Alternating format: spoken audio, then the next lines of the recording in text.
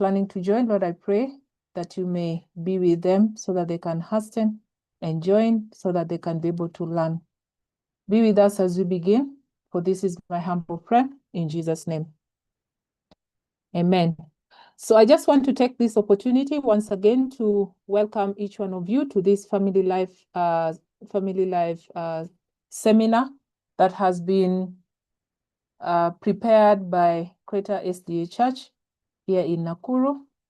It is a family life based seminar based on the theme Grace-Based Parenting.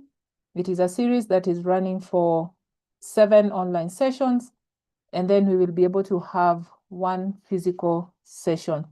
So this is our 3rd session in this particular series. We've done the first one where we were looking at the preconception, the second one, the caregiving, and today we are going to look at the commanding and boundary setting stage that is specifically for children aged 2 to 5. So once again, welcome to this seminar. Now, I just want to turn our attention to the book of Proverbs, chapter 22, verse 6, and it says, "Train up a child in the way he should go, and when he is old, he will not depart from it." It is not by accident that God put this particular text in his word, because he knew when he created Adam and Eve that he will charge them with the responsibility to go forth and bear children and fill the earth. And therefore, he needed them to also learn that depending on the way they will be able to train their children, that is what the children are going to become. As I had already mentioned, this particular series is dealing with children aged 2 to 5, and this is the period where we are setting out a path for them. We are creating a foundation for them. We are teaching them how boundaries look like. We are teaching them about routine. We are teaching them about safety. One thing is certain about this age period is that age bracket is that the children really like to try. Yeah, they really like to experience.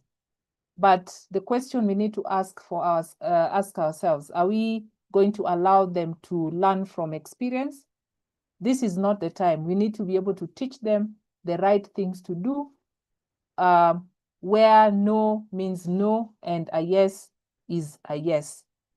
So I welcome each one of you. And also, just as Ellen White says in her works, that parents are called to demonstrate love that reflects Christ. Think about how much Christ loves us. Yeah, he was empathetic, he was compassionate, he was willing to listen.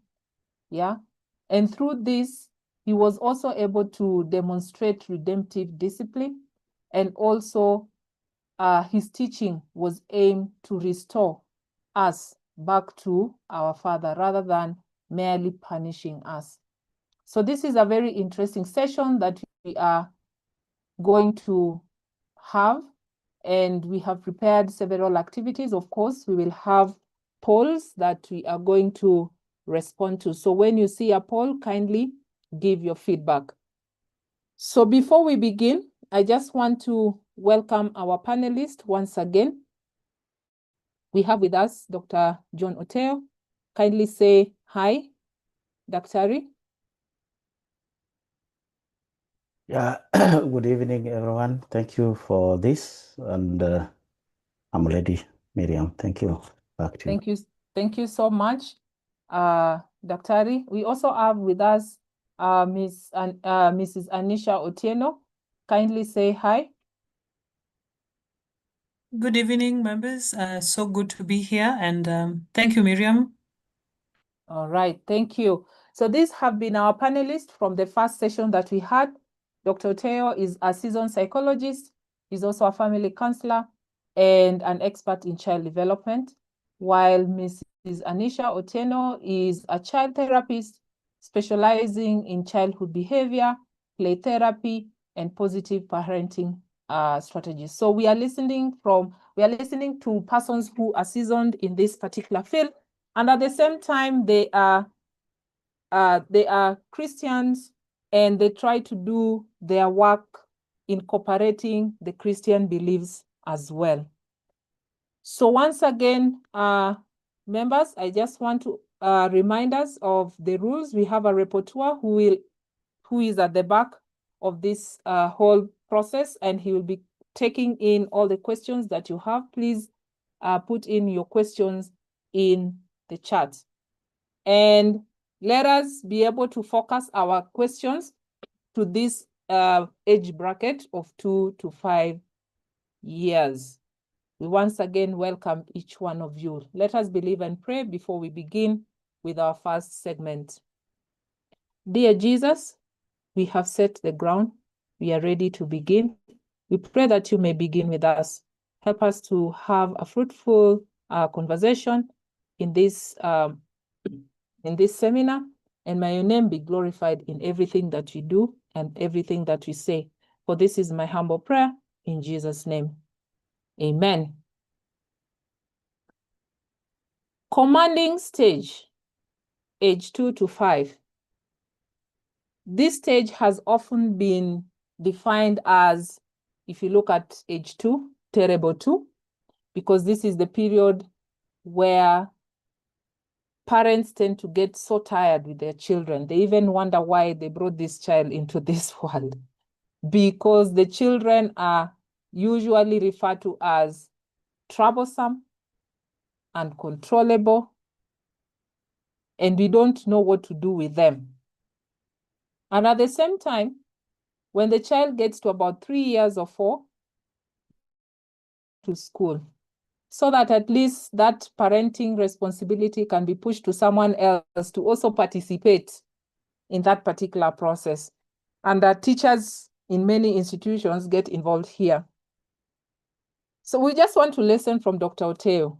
Help us understand where this commanding stage fits in the parenting journey, and how does the parent successfully transition here from the caregiving stage.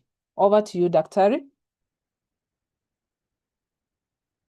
Yeah, thank you so much, Miriam. Confirm that you could hear me.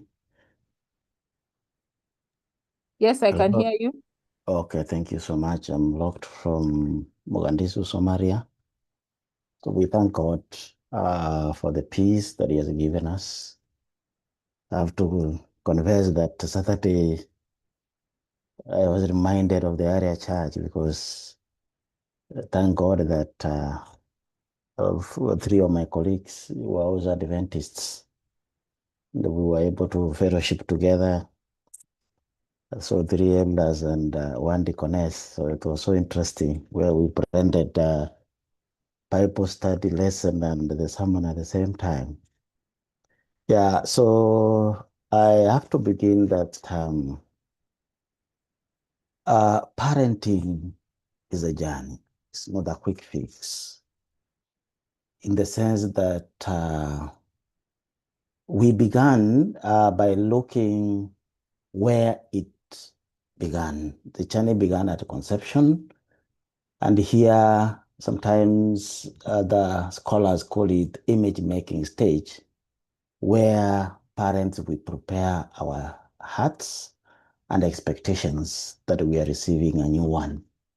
And I think we went through to demonstrate certain things that we need to do to ensure that there is that early bonding and blueprint that is created. Then we moved to the next one, which was caregiving, or the nurturing stage, whereby we have said that it is more on building the basic trust and meeting the immediate physical needs. So the role of the parent here, because we are talking about that depending infancy, who solely depends on their safety, their comfort, on the parents. And this now transits to the commanding or authority stage, as correctly put by the host, a stage where, as parents, we become a loving authority to figure who sets the boundary and teaches safety. Then you can agree with me, and from the developmental psychology and science, these stages they build to one another. It is incremental.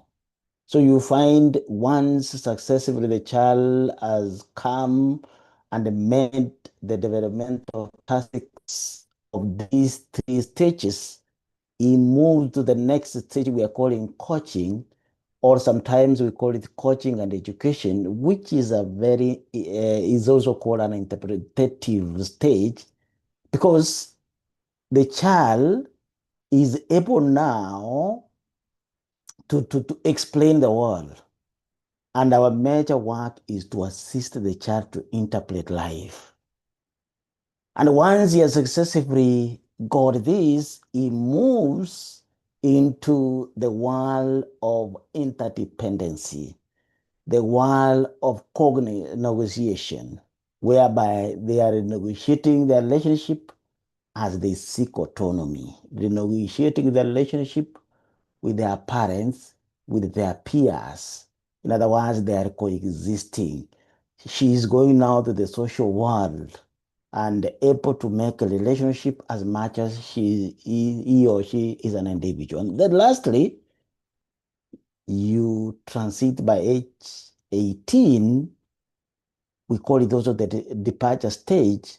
The child now is moving away and becoming independent of adult supervision, direct adult supervision, and now they are on consultant stage. So basically, what we are trying to say is the commanding stage does not exist in isolation. It exists in between two area stages and three more that are remaining. Now, coming to the commanding stage. In the commanding stage, the psychological tension is in two ways. Between more than 2 years to 3 years, the child, according to Erik Erikson, who proposed his psychosocial theory, he said that the child is struggling with autonomy versus shame, whereby the child tests their separate will and they want to attempt physical tasks independently. But we said when we correlate these together with segment fluid, this is the anal stage, whereby the center of pleasure is the anus and the child experiences the first clash between personal pleasure, which is experiencing or retaining the West, and the social rules, which are now toilet training. So, if the child successively goes through these stages, you'll find the child now is able, one, to acquire toilet training and achieve physical milestones based on their will. So basically, 2 to 3 years, there is a pattern that the child is having of self-regulation. Because the pleasure is, I need to experience the West, but there is a social expectation. Such that if we assist the child to learn these social expectations without demanding rigid perfection, the child is able to feel that he is autonomous. But if we spank them For example, the child wanted to move towards the potty and unfortunately didn't reach at the potty. We spanked them. That creates the aspect of shame and doubt, which is a negative ego weakness. And most of the time, we'll be able to see in a few minutes it affects that child, even in his adult personality. Then between now 3 to 5, the child moves to the stage we call initiative versus gritty. This is where the child begin initiating their own games, assigning themselves certain social roles, and of course they ask endless questions to explore the world. This is the time the child keeps on asking the mother, the father, and sometimes it is very irritating. And naturally speaking, if we don't have grace, we can shout and yell to the child, "Unanisumbua." But I wish you know the impact that we are going to cause to this child. And at this stage, as the children are exploring, we are not looking at the ultimate result, which can be messy, but we are looking at the process. We appreciate the process. And if we are able to get that, the child gets the initiative to explore. If that doesn't happen, or we spark them, we reprimand them harshly, the child will develop guilt, which will affect their later personality. And from the psychosocial, this is the stage, we call it the phallic stage, where the child shifts attention to their body differences and forms a deep emotional attachment to the parents, especially the that is the especially the opposite parent. That is the child will become so the child will become so close to the father, and while the boy will come so close to the mother. And in fact, Sigmund Freud becomes a bit crude when he says there is always rivalry between the boy and the dad, and there is rivalry between the mother and the daughter. And if that is not done so well, there is a likelihood that that child may develop a problem. So basically, what are we talking about? We as parents, we are supposed to assist our children in achieving autonomy by guiding them through choices that are guided safely, by bracing their exploration and curiosity. But at the same time, we give them parents the training. In other words, we assisted them to express, but at the same time, we give them certain limits to teach them about safety. If we don't do that, the negative ego weakness is likely to develop, such that the child will internalize shame, will internalize doubt, will internalize guilt. And that affect his adult personality later. Because this is a child who is likely to be excessively secretive. Because shame is an emotion we develop by knowing other people have known what we did wrong. So, because of that, the child is likely to be very secretive and is likely to develop the lying behavior because of the shame that he got when he was young. And for the children who get fixated, especially on the anal stage, you see, anal stage we associated with dirtiness, especially in the African context. That child is likely to develop perfectionist tendency. And you see, perfectionist tendency can be negative because it makes a person not to take risks. And it makes a person, when he's a grown up, to develop what we call imposter syndrome, where you are so much qualified, but you look at yourself as a fraud, especially when you are beginning your profession. So what do we need to do as parents as we transit through this? One, please use limited choices. Give your child choices, but we limit them. We give them specific routine and roles they need to do. Please praise the effort, not the outcome. The outcome can be messy. But if the child made an attempt to do what he was able to do, we say you can award, you can reinforce them through shaping. That is, you are reinforcing the approximate of the behavior. Then another thing is normalize curiosity of the child that is centered around the reproductive organs. Instead of laughing at them, you will find like a small girl imitating a boy, especially in piecing, because he's seeing boys, their piecing is trajectory.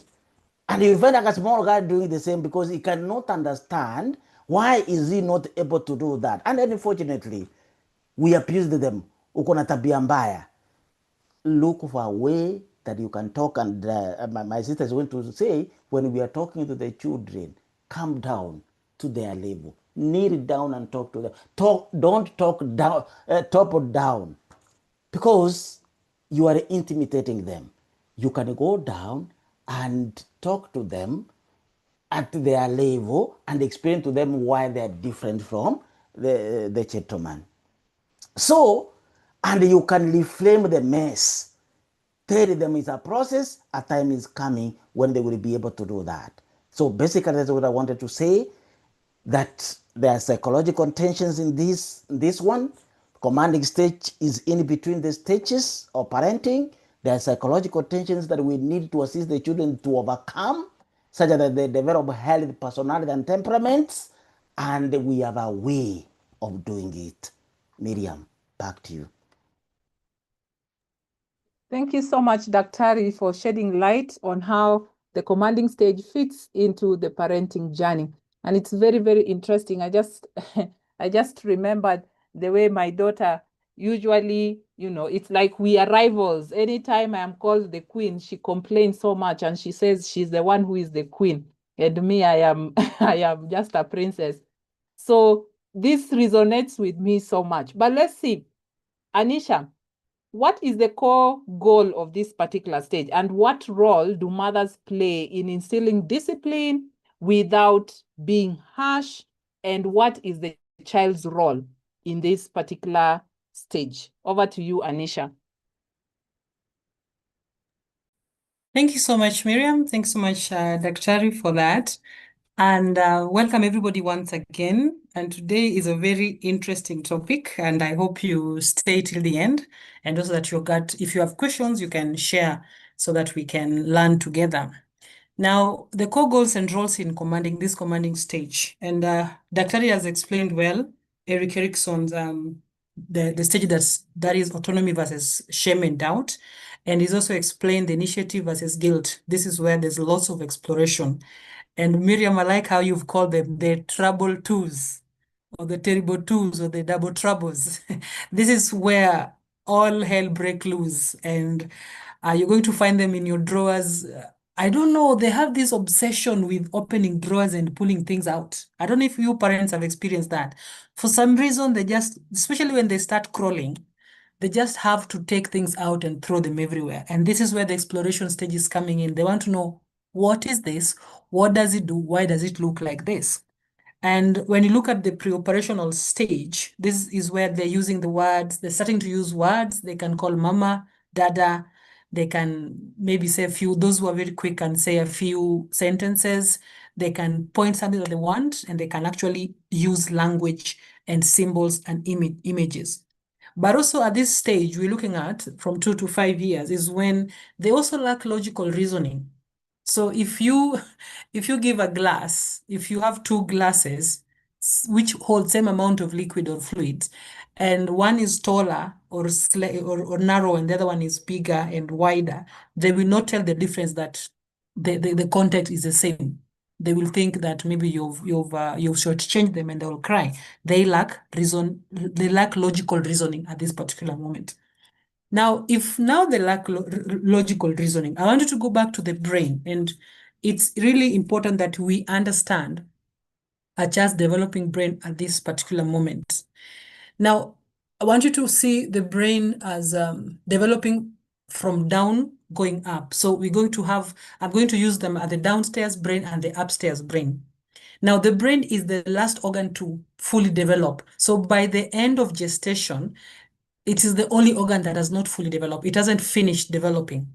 The lungs are okay if a child is born full term, the heart is working well, all the other aspects, all the other organs in the body are working well, but the brain is not finished its work. It is not finished developing. It develops later.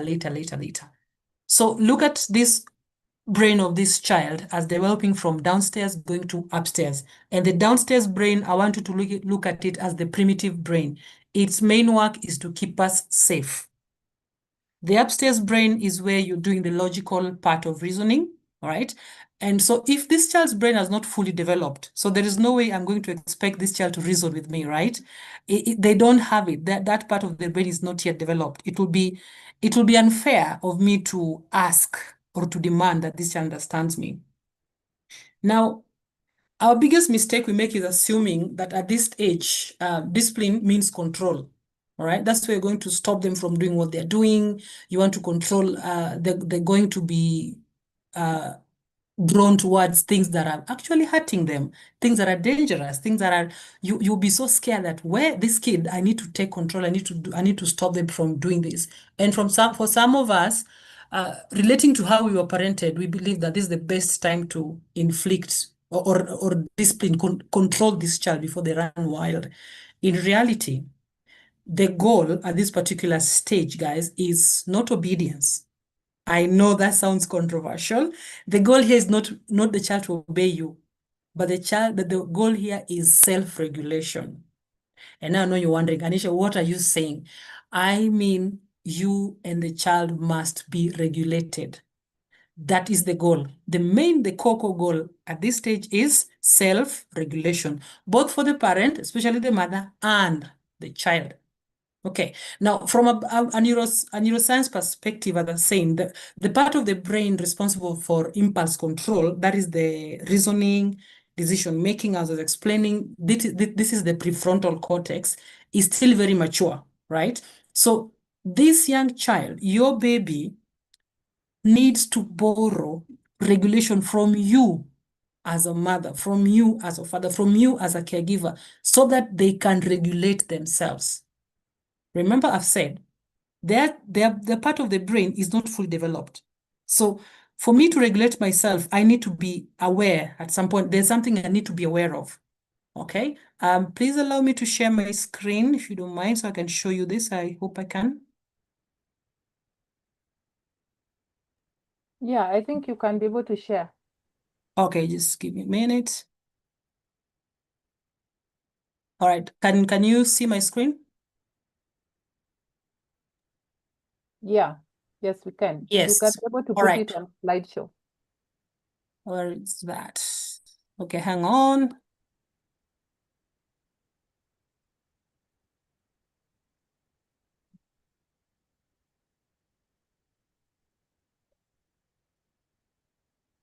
Okay, so now that one has gone. Sorry, it's gone back. Hang on, guys. Okay, I'm just gonna put it like that if you don't mind, because I'm having a problem doing that. That's All okay, right. that's okay.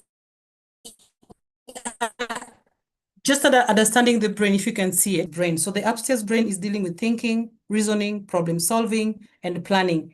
The downstairs brain is always reactive. It's sensory processing, it's seeking safety, and it's constantly analyzing the environment to check if it is safe. Now, it is still very mature. So if my child is having a disciplinary issue, if my child needs to understand me, I need to command this child. I need to, and I'm not going to just to enforce rules. I'm going to become a co-regulator.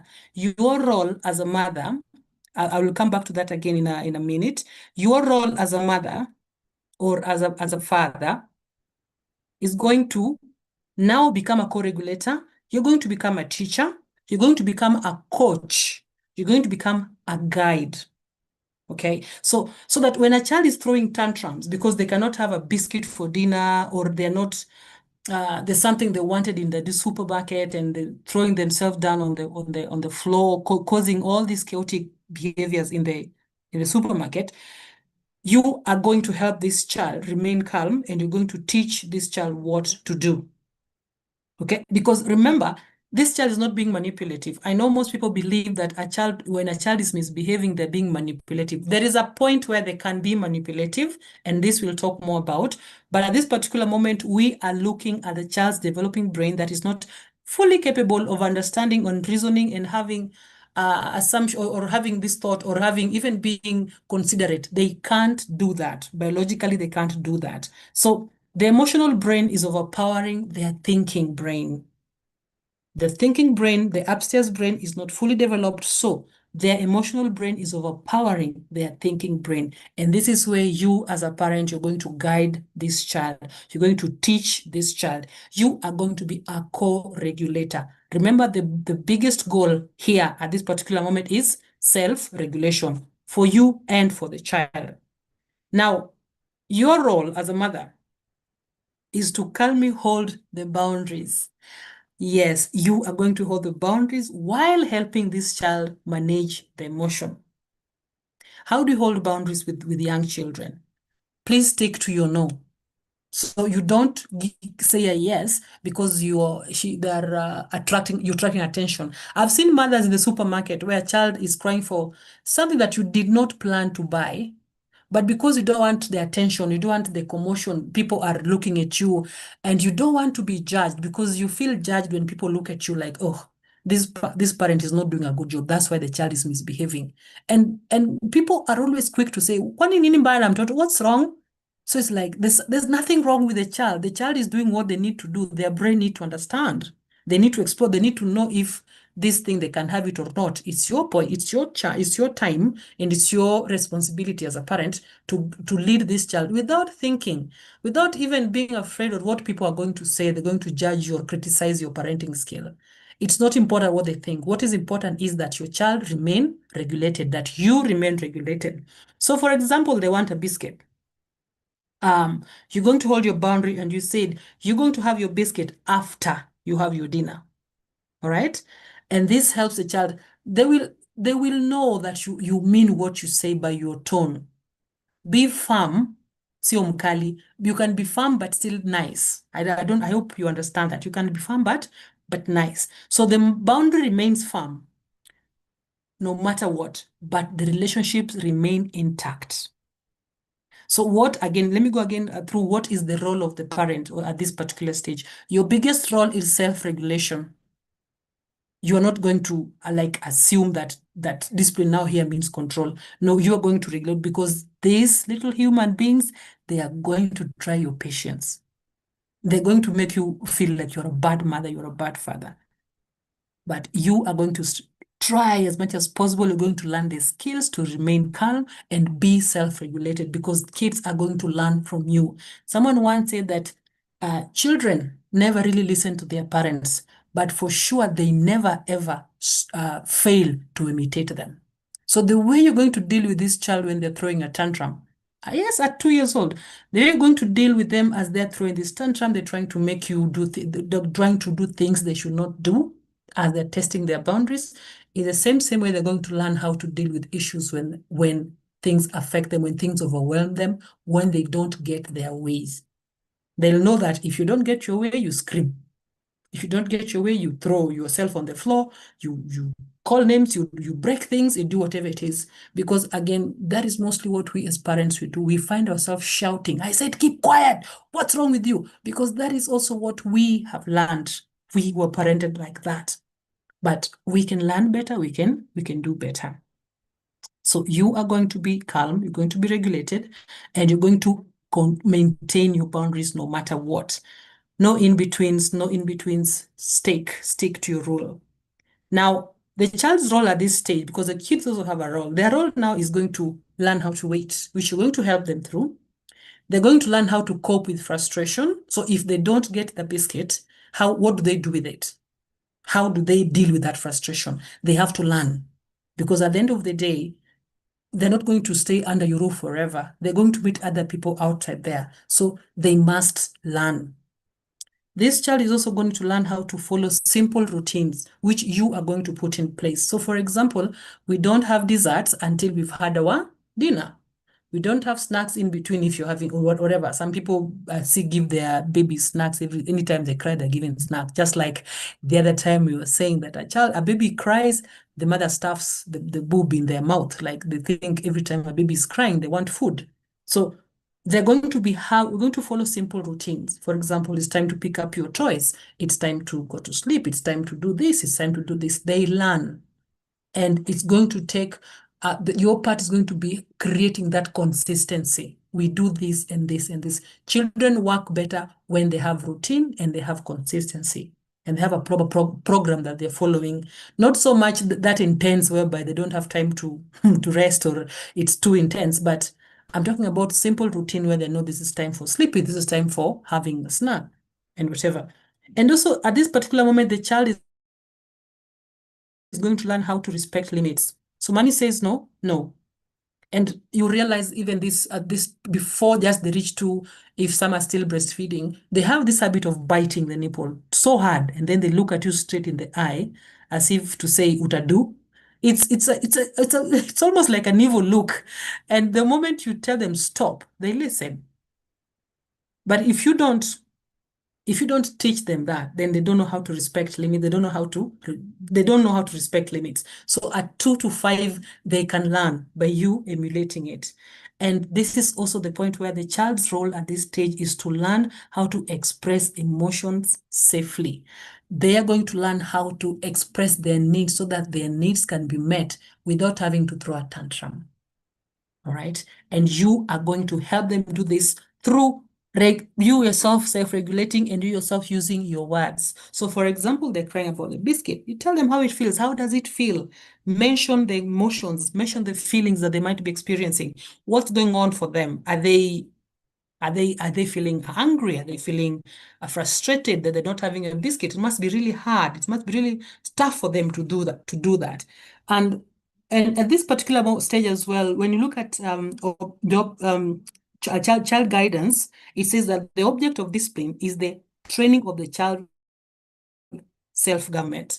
So we are training this child, and we look further what discipline is and what punishment is, so that as we continue to talk. But now, remember that every loving boundary becomes practice for future self-control. We're going to self-regulate. We're going to show this baby's boundary, what boundary looks like, because we are training them.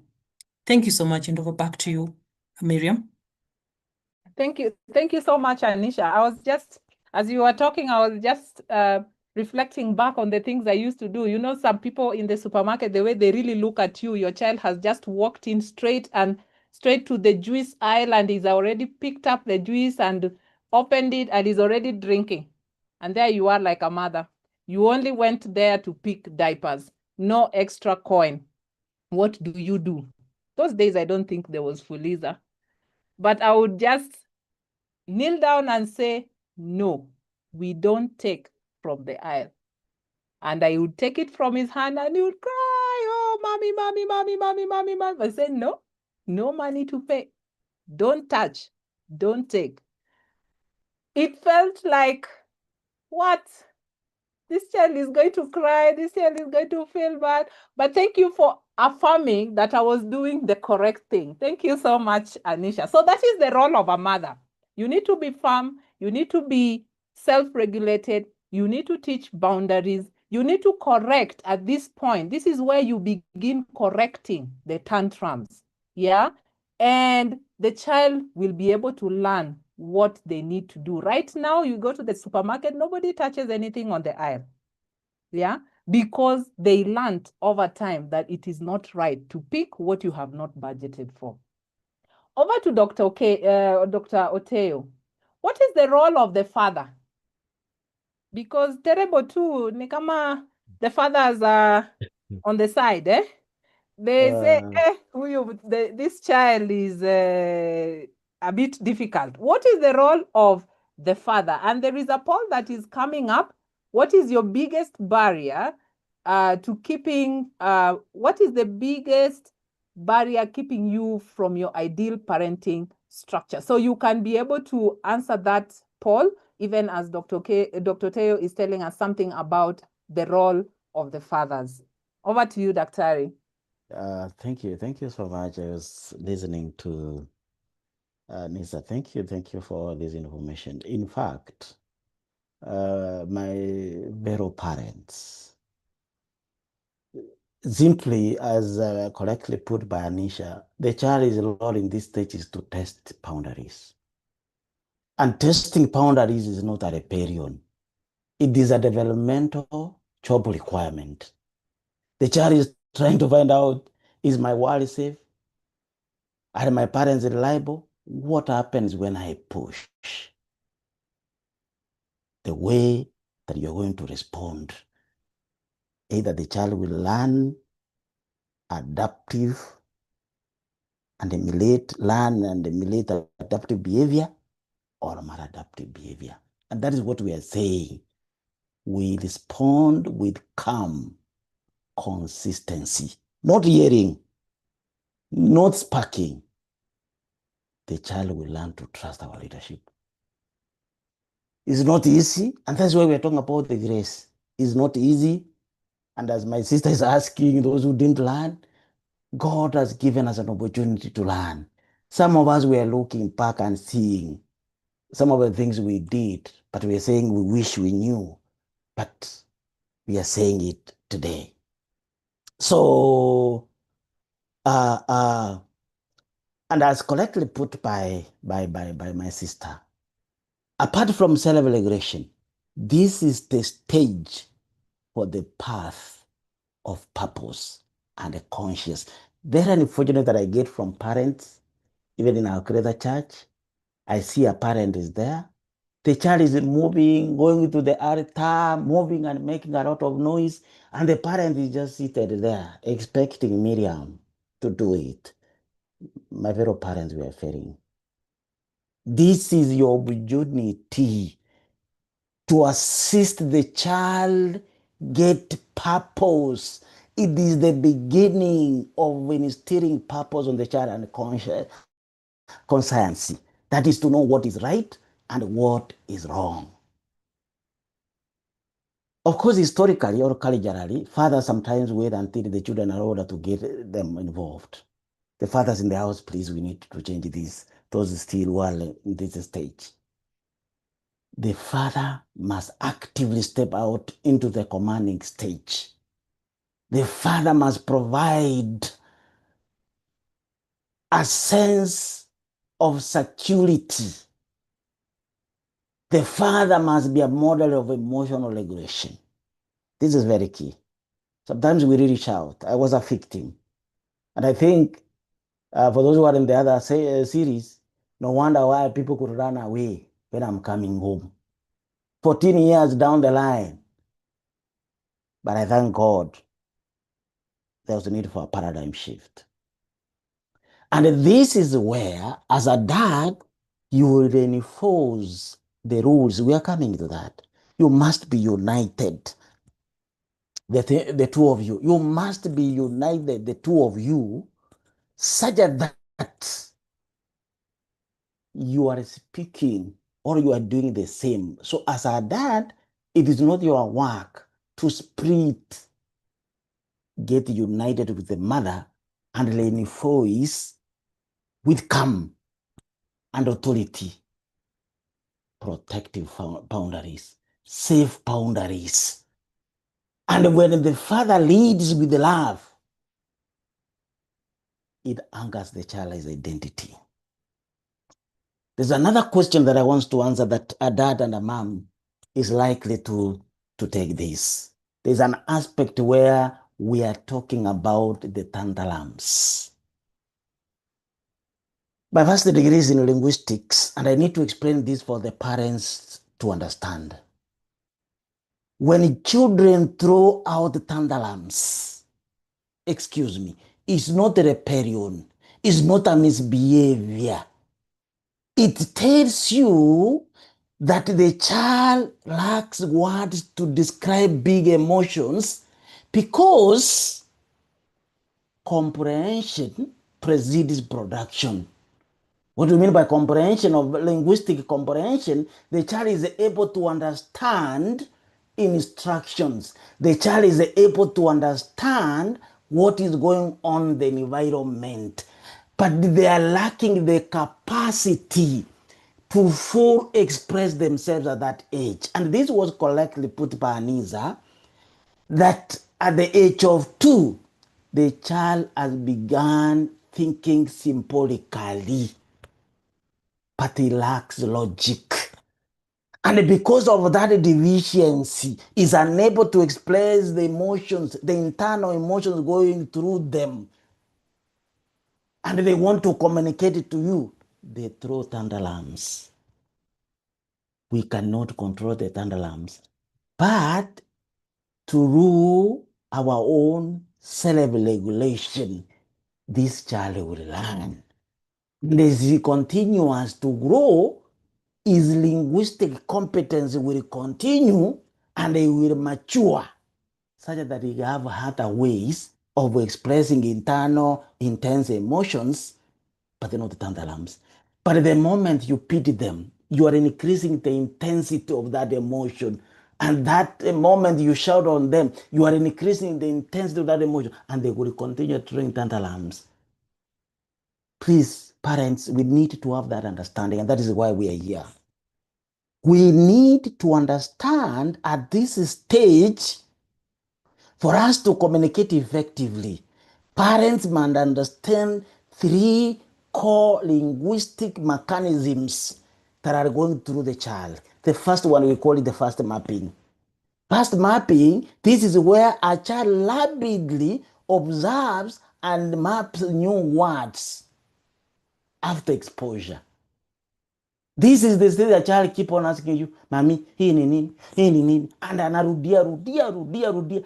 You see, it irritates you. Wewe unanisumbua na umuone nafanya kazi. Mothers, my dads, that tells you the child is going through what we call fast mapping.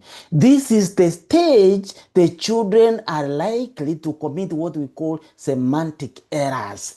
2 of them, of extension and extension. Of extension, this is where they generalize. You find that the child learned that, for example, if you are having a doggy, he knows a small animal, 4-legged, is called a doggy. Akienda nyumbani kwa shosh, akiona ng'ondu, he calls this doggy. Don't shout at that child. That is as a maturation error, and they will overcome. I remember my son, we were traveling home, and I was driving. He's now in Form 4. And then the boy was not happy. And he could get excited when I'm overtaking the trailers. He would say, Daddy, you have beaten. You see, look at the Kiswahili, like broken Kiswahili. You have beaten the big cars. But I knew a trailer is not a big car. But I could know he's committing that semantic error. That is part of normal growing. And that's what we were saying. We reward the process, but not the outcome. This is also the time the child develops what we call elocutionary intent. The child is able to learn or to get certain things without necessarily being told. This is the time, for example, as a dad or a mom, you say, hey, leo kuna baridi. Unaona mtoto amekimbia kufunga mlango. Because ameanza interpretation is having a elocutionary intent. You know, getting things even when they are not explicitly said. And let me tell you, when we understand our children like that, we'll be able to communicate effectively. And I want to dispel what the people say that if children are exposed to mother tongue, they may not learn or may not be provisioned with another language. Let me tell you this. This is the stage if you have to expose our children to certain languages, expose them. We call it the critical period. Such that if a child is exposed to this critical period between 2 years and 11, where this commanding stage is, they are likely to achieve full fluency of that language. So, what am I saying as a dad? We need to encourage our children to explore with the limits. We need to encourage our children to take risk taking, especially on plays and physical boundaries with control. We need to reinforce rules with calm and unwavering, consistent authority. And that we give the child the purpose and the conscience that will assist them in life. Thank you, and back to you, Miriam. Thank you so much, Dr. for telling us that also the fathers have a role, and that at this particular stage, the children are undergoing a linguistic and developmental milestone. And I think this is also the time period where you can be able to talk to your children. I've seen so many parents, they just keep quiet. The child is doing things, they don't talk, they don't say anything. And I think for me, what worked is, the reading, the talking, the describing. Even if they point onto something, you put a name to that particular object. And I think that also helps them to understand what things are being called, how they need to be able to be called. Thank you so much for that, Daktari. Now we are moving on to the challenges that we face as parents. Now we have this family, the mother is working, the father is working, and they also have scenarios where they are working in different towns, and there is this child that they have that they need to be able to take care of. What challenges do these parents meet?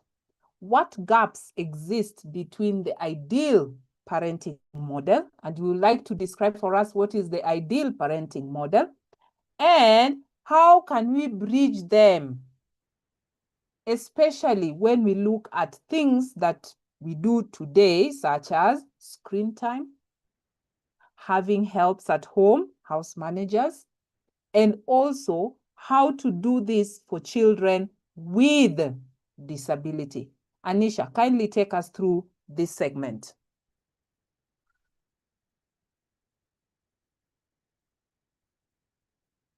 Are you there with us, Anisha? Yes. Sorry, I was just trying to get that. Can you hear me? Yes, we can hear you. Okay, so the reality of the modern world now is that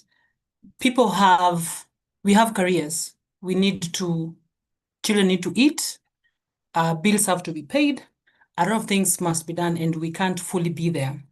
And this has called now for the help, where we have the house managers coming to support us with our daily routines. We also have the gadgets that are coming in handy. And if you notice, most of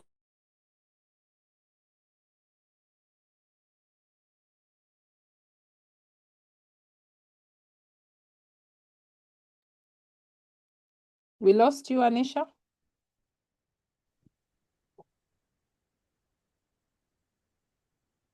nowadays they're speaking, I call them kokomeli. This has brought a lot of damage, has given a lot of damage to some children. And hello, can you hear me? Hello? Yes, we can hear you. Okay, yeah. So it has brought a lot of damages to children as they are growing, because remember also when we introduce screen, because we are busy and we're trying to keep them engaged as either we're doing something else or we are away, the screen, as we spoke about last time, does some damage to the child's developing brain. Let's start with the house managers who come to help us. And we bring them on because things must be done and we are overwhelmed as parents, especially as mothers. I don't know if the men out here who are really hands-on, maybe they are, but I'm just not aware, who are very hands-on when it comes to now this age of 2 to 5 years, and they're very constant in the children's life and even the activities within the home. I don't know if they're them. Now, when the house managers come in, of course, it's the mother's responsibility to give the house manager what needs to be done, what time the child is eating, how much the child is eating, what time everything, the routine that the child goes through is the house manager's.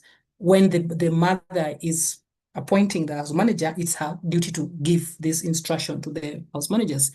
However, if the mother is going to work, we find that sometimes the house manager will do what is comfortable for her, what is easier for her. I knew a friend of mine who the house manager would get, of course, breast milk from the fridge with at that temperature, cold, and just give it straight to the child. And when she was asked, she said, like, the baby was crying and I didn't want her to cry for so long. And then they'll do it. Most of us, we are not, for those who are leaving our babies at home, we are not able, unless you have a CCTV in the house and you're able to monitor each and every move of the house manager or what's going on. It's really hard to focus and get everything done as you would have done it yourself. And this also brings a lot of guilt to mothers because they feel overwhelmed and they also feel helpless. Like, how do I support my child and how do I still manage my career? And yet all must be done, yet I'm only one person. So with the house managers, it's really, really important that they're given proper instruction, but also proper guidance. And I've realized most also the other thing that comes out is that the way you treat the manager, not all of them are the same. We have some who are very good with babies. They can really support you. They'll be there. And I've also had women complain that this house manager is really, really good keeping the house neat, but they're not very good with the children. Or you find that, oh, they're very, very good with the children, but they're slack in their housework. So it's upon you as a mother to decide which one is important. Is it your child being fed and happy and played with all the time, or is it your house being clean and neat at all times? You must now do the weighing and see which one comes, which one is important, and which one should you focus on, and which one should you train your house manager to focus on. And obviously, as mothers, we are going to always want them to be there for our child and to maintain and continue with our routine that we've set for the child. When it comes to limiting screen time, we as parents, we can do that, but I doubt if when we leave our children under the care of our house managers, if they're going to do that. Because if the child is being stubborn, I'll just put a cocomelon for them because I've not done laundry, the house is still not clean enough, I need to go to the supermarket, do some groceries. You're going to come back and you're going to start, kupiga kelele. So if my work needs to be done, I'm going to put your child on hold. I'm going to entertain them. And this is where most of our children are disappearing into the screen because they are being put there for the screen. What can we do as parents, even though we are exhausted? Remember last time I did say that try and find time within your busy schedule to play with your child. And through play, you're going to be able to understand. The child is going to be able to like, it's like releasing the day's problems, releasing the exhaustion that they've had, releasing the fact that they've missed you. They wanted to be close to you and you were not there. And of course, that is not your fault. I don't know, it's not your fault per se. It's not your fault at all because you must work. But it's going to give this child a moment you're going to have a moment to repair the time that you spent away, repair the moment that the child felt not seen, the child did not feel loved, maybe by the house manager, the child did not feel the things that only you as a mother or only you as a father can provide. And also, if there's any way that you can maybe take your time off or days off, so that whether the father is there or the mother is there, and for those from single parents, like finding someone who supports you, who can always be there when you're not there, to continue with that attachment, to continue with that provision of the necessary attachment or connection that your child needs for their brain to develop well, then you need to do that, all right? And for children with disabilities, for children with either learning disabilities, and some parents also understand that are not aware until it's either too late. And these are some of the things that you look at when you're looking at developmental stages of a child, the milestones. And these are things that your pediatrician should be able to tell you, the nutritional expert should be able to explain to you once you notice that there's something different, not wrong, but something different with your child. And also milestones are different. So don't also push your child too fast that, oh, at 2 years, so-and-so's baby was speaking and crawling, but mine is not. Be very careful to look at what are some of the big signs that something is different, not wrong, but something is different. Maybe the child's brain is wired differently. I'm talking about autism. I'm talking about things like ADHD, which are very common nowadays. A child with ADHD, they cannot stay still. They're very impulsive. They're very destructive. They're generally, it's like they have, my mom used to say they have worms in their pants. They can't sit still. It's like they're jumping everywhere.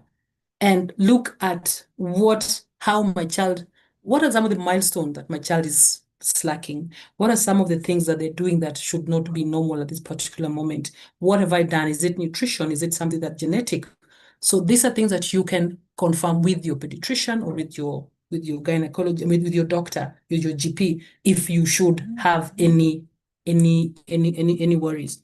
Now, for children with disabilities or children with special needs, let me call them special needs, or children in inclusion. If you know that you have a child who's a child in inclusion, kindly, the best thing to do is to find or invest in the best house help manager that you can get under the planet. Because this manager, if you're not there, when you're not there, is going to affect or is going to your child's life and your child's development from that stage on will depend on this person who stays, who spends time with them. They can either destroy the child completely, or they can make this child develop well and learn even other things that they need to learn at their age. There's no child that is a bad child. Children give us behaviors, and behaviors are messages that tell us that we need something's not right, we need you to fix it for us, right? Unless it is biological, like a medical issue, which can be sorted and you can be given instruction or what to do by the professions, you need to invest in someone who can actually be there for your child. You have to. There is no other way around it. And if this means that getting even 10 of them until you get the one, please do. It will take a while for your child to adapt, but getting the best house help that can understand your child and be kind to your child, it will be the best thing that you'll ever do to your child while you are away, while you're at work, trying to provide for your family. And also, always, as we are talking about as Christians, always pray for your children, always cover them under the blood, because while you're away, you don't know what's happening. It's only God who keeps them safe. Over to you, Miriam. Thank you so much. Thank you so much, Anisha, for taking us through on how, through that particular section, on how we can be able to, what we can be able to do with regards to the real situations and ideal situation. And you've talked about screen time, we've talked about house managers, we've talked about children with disabilities. And yesterday I was just talking to a friend.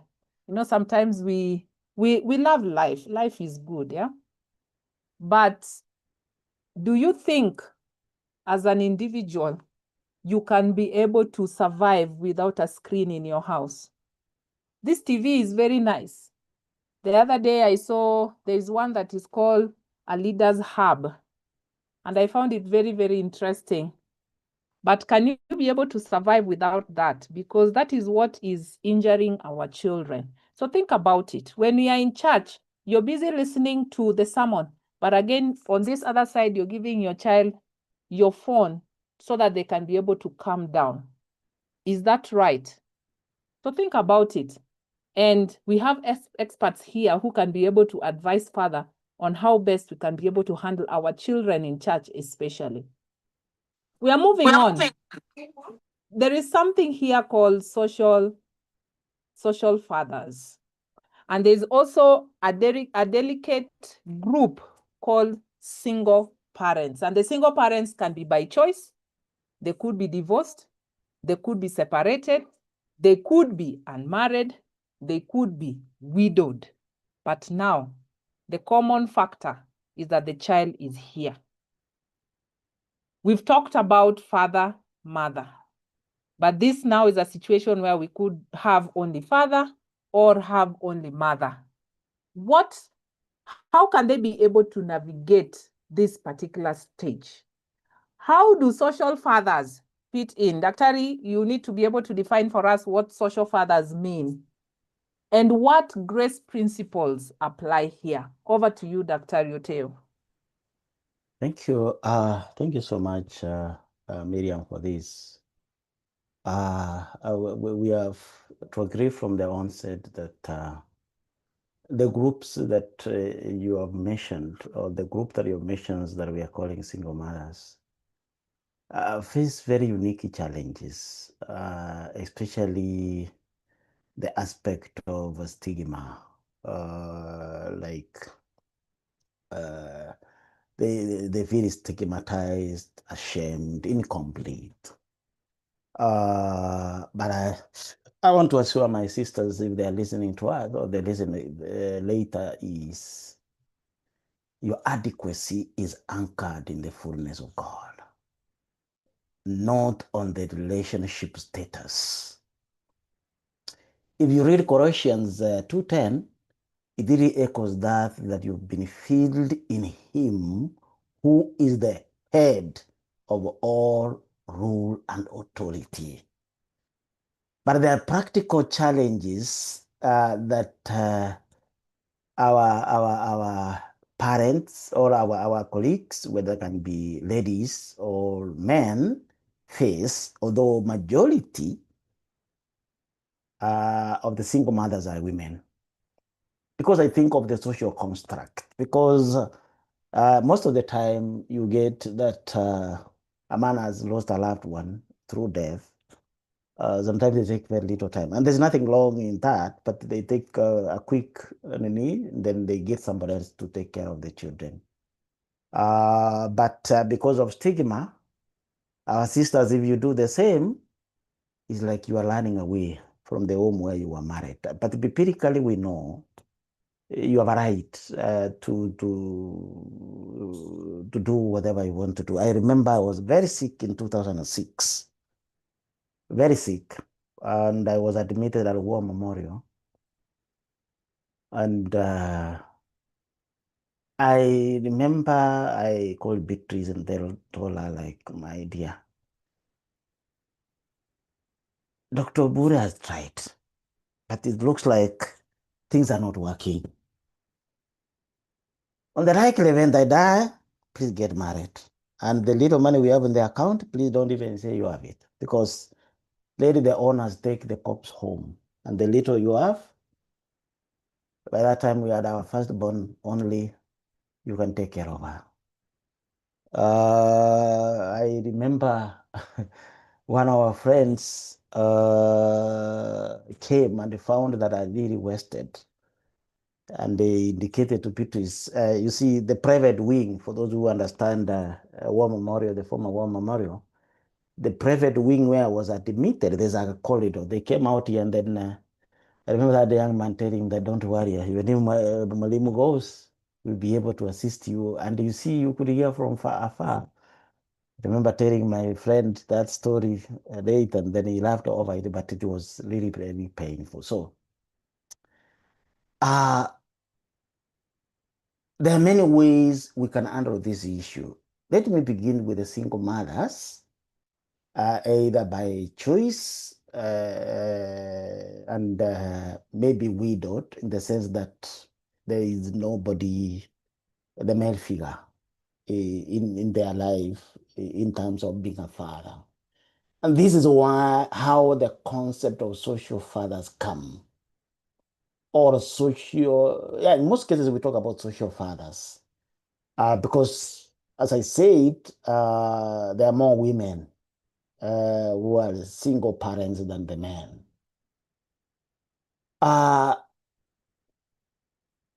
Because the normal structure of a family is where we have a male parent and a female parent. But on the likely event that is missing, you can look for a social figure. And a social figure does not mean, as a Christian, you go for somebody that you have not formalized a relationship. But I'm talking about your brother. I'm talking about your pastoral mentor. I'm talking about your uncle who can be a male role model to your children, because men play a very major role in the development of the children. Then the presence of this father figure or the social fathers will be very useful in reinforcing the mother's authority, and the boy will learn, will become a godly man who respects women. I know single parents, you carry a double load, managing both nurturing and boundary setting alone. And this is likely to cause intense burnout. But if you get a friend, you get an uncle, you get a brother who can stand in, then you deliver, especially the son, so that he can get mentored. It really works. If you understand the word mentor, the original meaning of the word mentor, where it came from, those days when the society or the Roman society, I can't remember, the king was the person who was leading the army. And when you go to war, you are not very sure whether you are likely to come back. He decided to put his son, who was the likely heir of the kingdom, to be mentored by another man. So mentorship is key. The mothers in the house, perhaps you may have lost your husband through death. You may have got a baby and the person is not available to take care and to mentor the child. You have an option for social fathers in your life. But there's another category of these people. Either you are still together, but because of work, you are not staying together. We call them absent or long distance parents. Especially when a parent is working away from home, or he has traveled or deployed, the physical distance must not mean emotional absence. With the technology at the moment, please, you can get in touch through a video call. You can set your video call. Through that, not just talking, how are you, omekura. Please, get time. You can even read a bedtime story together with your child. You can even play a game together, such that you are able to show them, to give them that emotional security that you could be working away from home, but you are together with them. For the parents who are with the children, please keep the photos of the absent parent. Keep on showing the child to look at the picture of dad or mom. Sometimes you can send a voice message for this child to listen. So we should not take an excuse. And when we get this opportunity, take time with your child. It's not just a greeting. Imenyesha.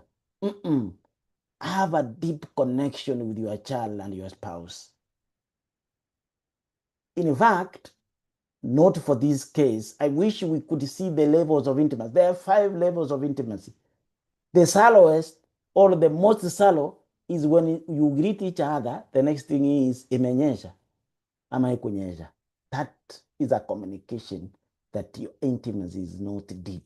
And intimacy, please, we are not taking it in the narrow sense of it. We have intimacy where you share deep internal frame of the person. So maybe that is for another day, where we'll be looking at the levels of intimacy. There are 5 levels. Then, for the parents who have divorced or separated, good friends, listen to me carefully.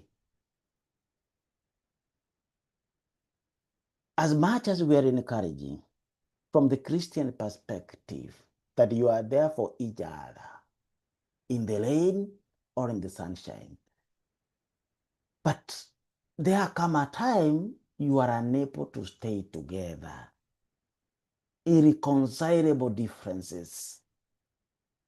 But as you stay apart, prioritize childcare. Let your other conflict separated from parenting duties to protect your child's self-concept. Please honor the visitation rights. Provide predictable on-time transitions, but not inconsistent schedules.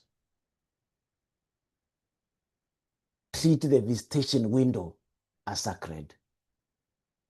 Then have a united front on boundaries. It is very common, especially people who have separated, we portion our children to your favor because you spend most of the time with you. This is the time you tell your children how their dad or mom was bad. A time is coming when they know the truth and they're adults. Watakuruka. No wonder why you did that with our dad. No wonder why you did that with our mom. You are harvesting the seed of discontent that you created in the early life. Please, to eliminate alienation, never speak poorly of the other parent. Never split the identity between both parents, criticizing your ex. Teaches the child that they are fundamentally bad. Please. Now, what are the fundamental grace-based principles, irrespective of the family structure, that you can instill on the child? The first one, please connect with your child before you correct. That's very key. We call it CBC. CBC. Connect your child before correction. You cannot influence a child with art you have not captured. Without connection, your commands feel like being a tyranny, a dictator, and it is going to cause a rebellion. Begin validating their feelings before correcting their behavior. When a child acts out, grace demands that we address their racing heart before we punish their hands. Oh yes. Calm them down. Then after calming them down, you talk to them. So connect before collecting. The second one, be patient over the tantalums. I've told you, a child growing during tantalums is not trying to give you hard time. They are having hard time because their expressive language has failed them. Remain calm. If you lose your temper, you are simply also throwing your other tantalums. Yes, there's no difference. Please, as Anisha said, regulate yourself. That child will learn from you. That child will feel safe. And that child will imitate you. Please, the second grace is, and this is very common with parents, especially the African parent, and I hope we need to change this. Instead of punishing, we call it instead of time out, please let it be time in. We love punishing our children in the sense that you withdraw certain privileges, you push them to an isolated dark room. Kwenda huko, jinga. Oh no, this is the right time. It is not easy. That's why we're calling the grace.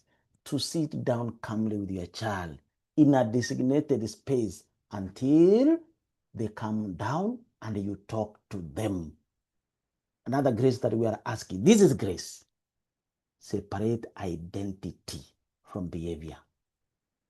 Never call a child bad, stubborn, wenipunda, you are rebellious. Your child is beautiful, is a good child who made a wrong choice.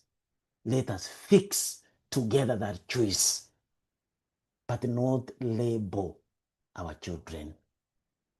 Thank you, Miriam. Back to you. Thank you so much, Daktari. You know, you've spoken well, but now I'm just looking at the next poll that is coming up, and you've just told us that we should not give timeout. And you know, timeout is the only thing that we can be able to do to tell the children that because you have done, like, tell them for everything you do, there is a consequence. So we give timeout.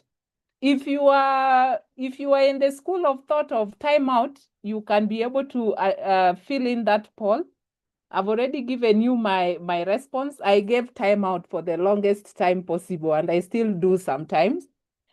But let's talk about punishment.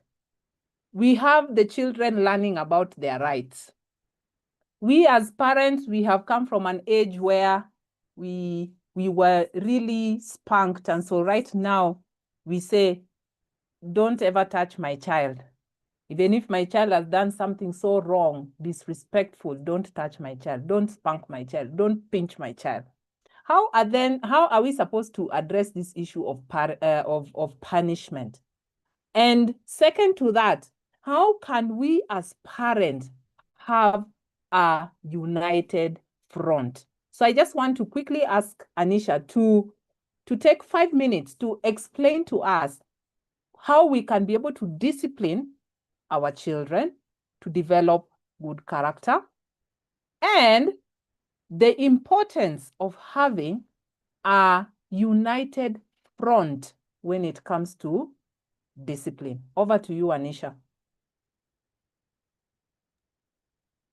Thank you so much, Miriam, and I will explain why timeout doesn't work in a few. Let me just share my screen. Hang on.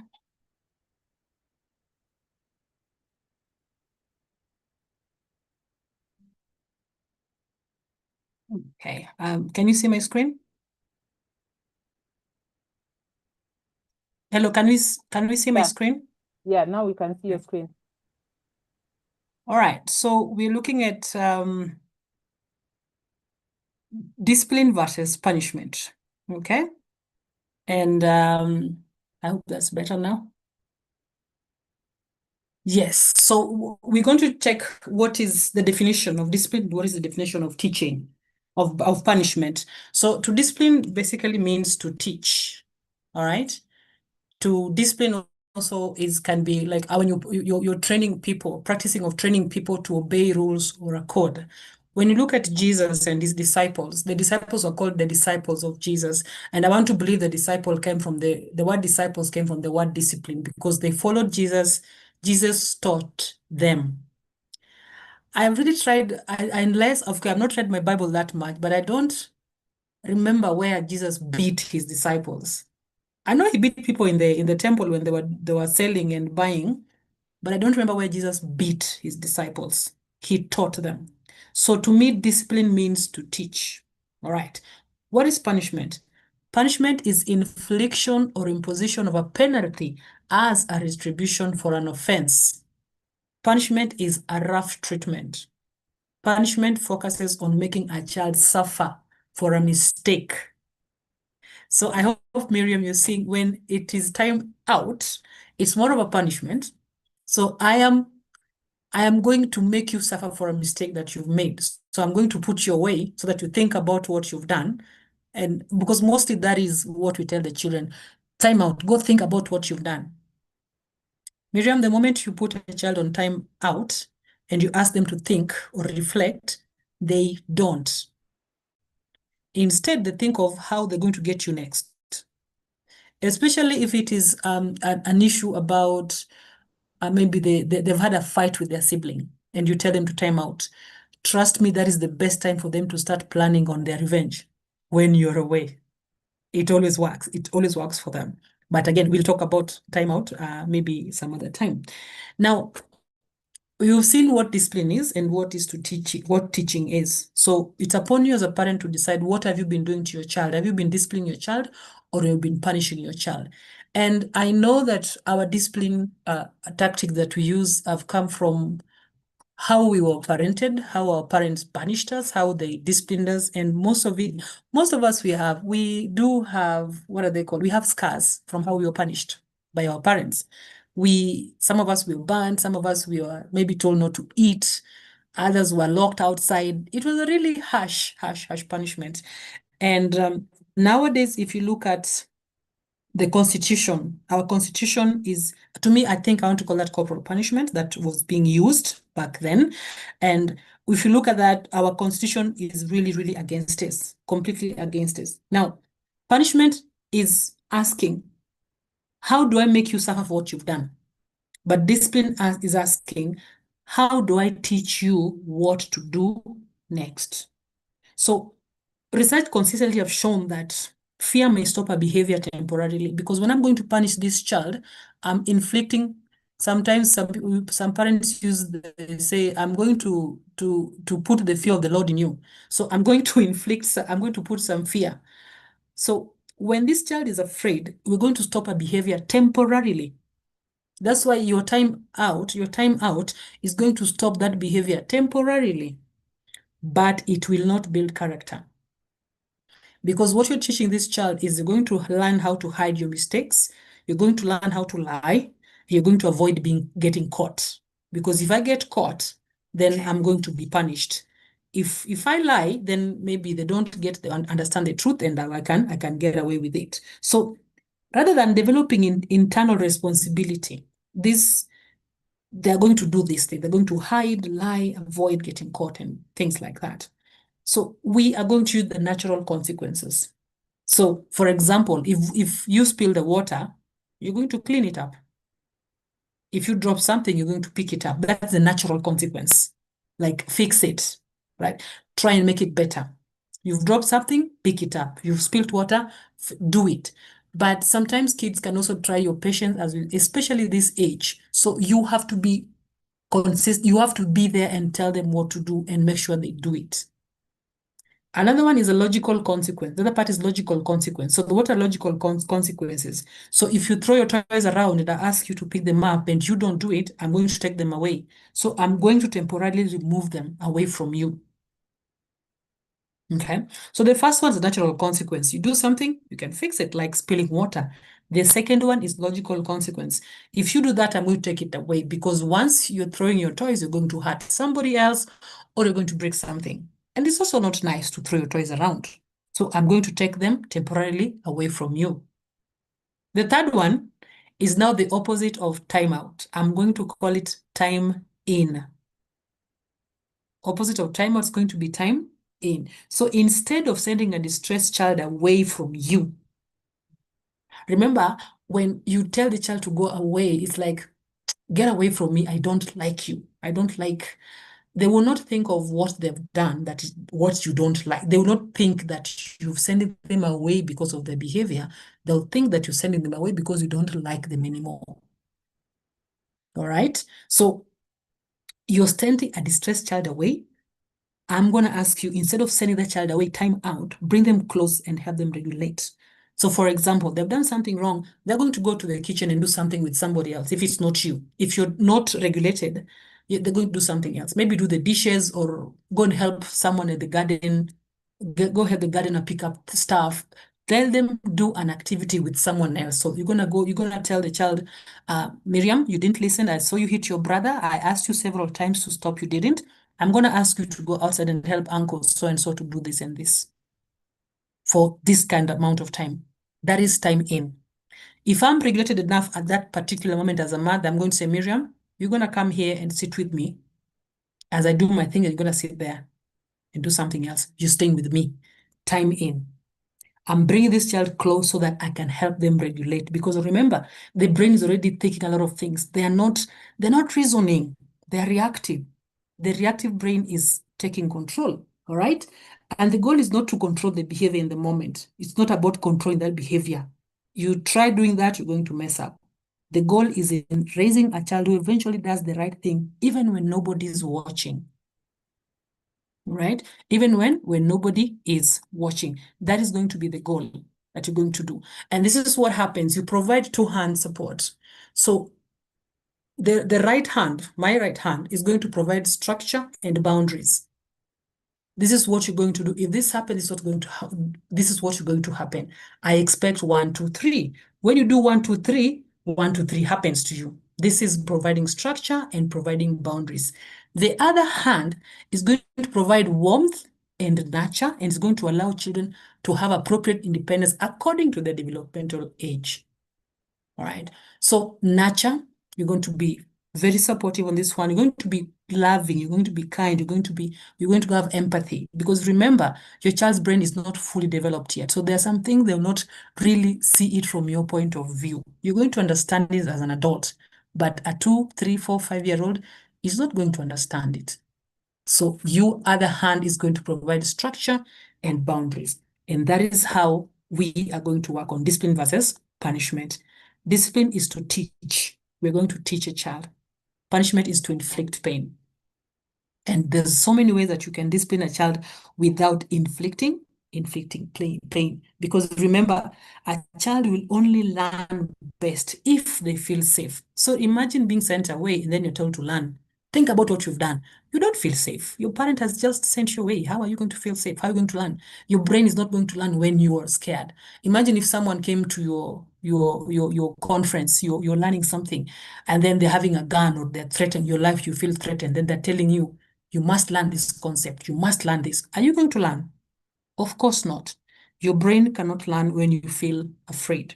And there are two primary emotions that all of us feel. That is fear and love. So if a child feels loved and protected, they're going to learn. The brain is wired that way, to seek love, to seek safety, to seek attention, and they need it from you. So provide support, provide boundaries. Make sure you lean more towards discipline rather than punishment. Thank you, Vivian. All right, thank you so much. So I've learned timeout is not, timeout does not work. But someone is screaming here, yes. But, you know, the logical timeout, you have done this, so this is what is going to happen. Maybe that can work. But we can be able to discuss a lot on that one, Anisha. Dr. Oteyo, tell us something on the united front of parents. Why is this important? Thank you. Thank you, Miriam, for this opportunity. It is so exciting. The show is more exciting.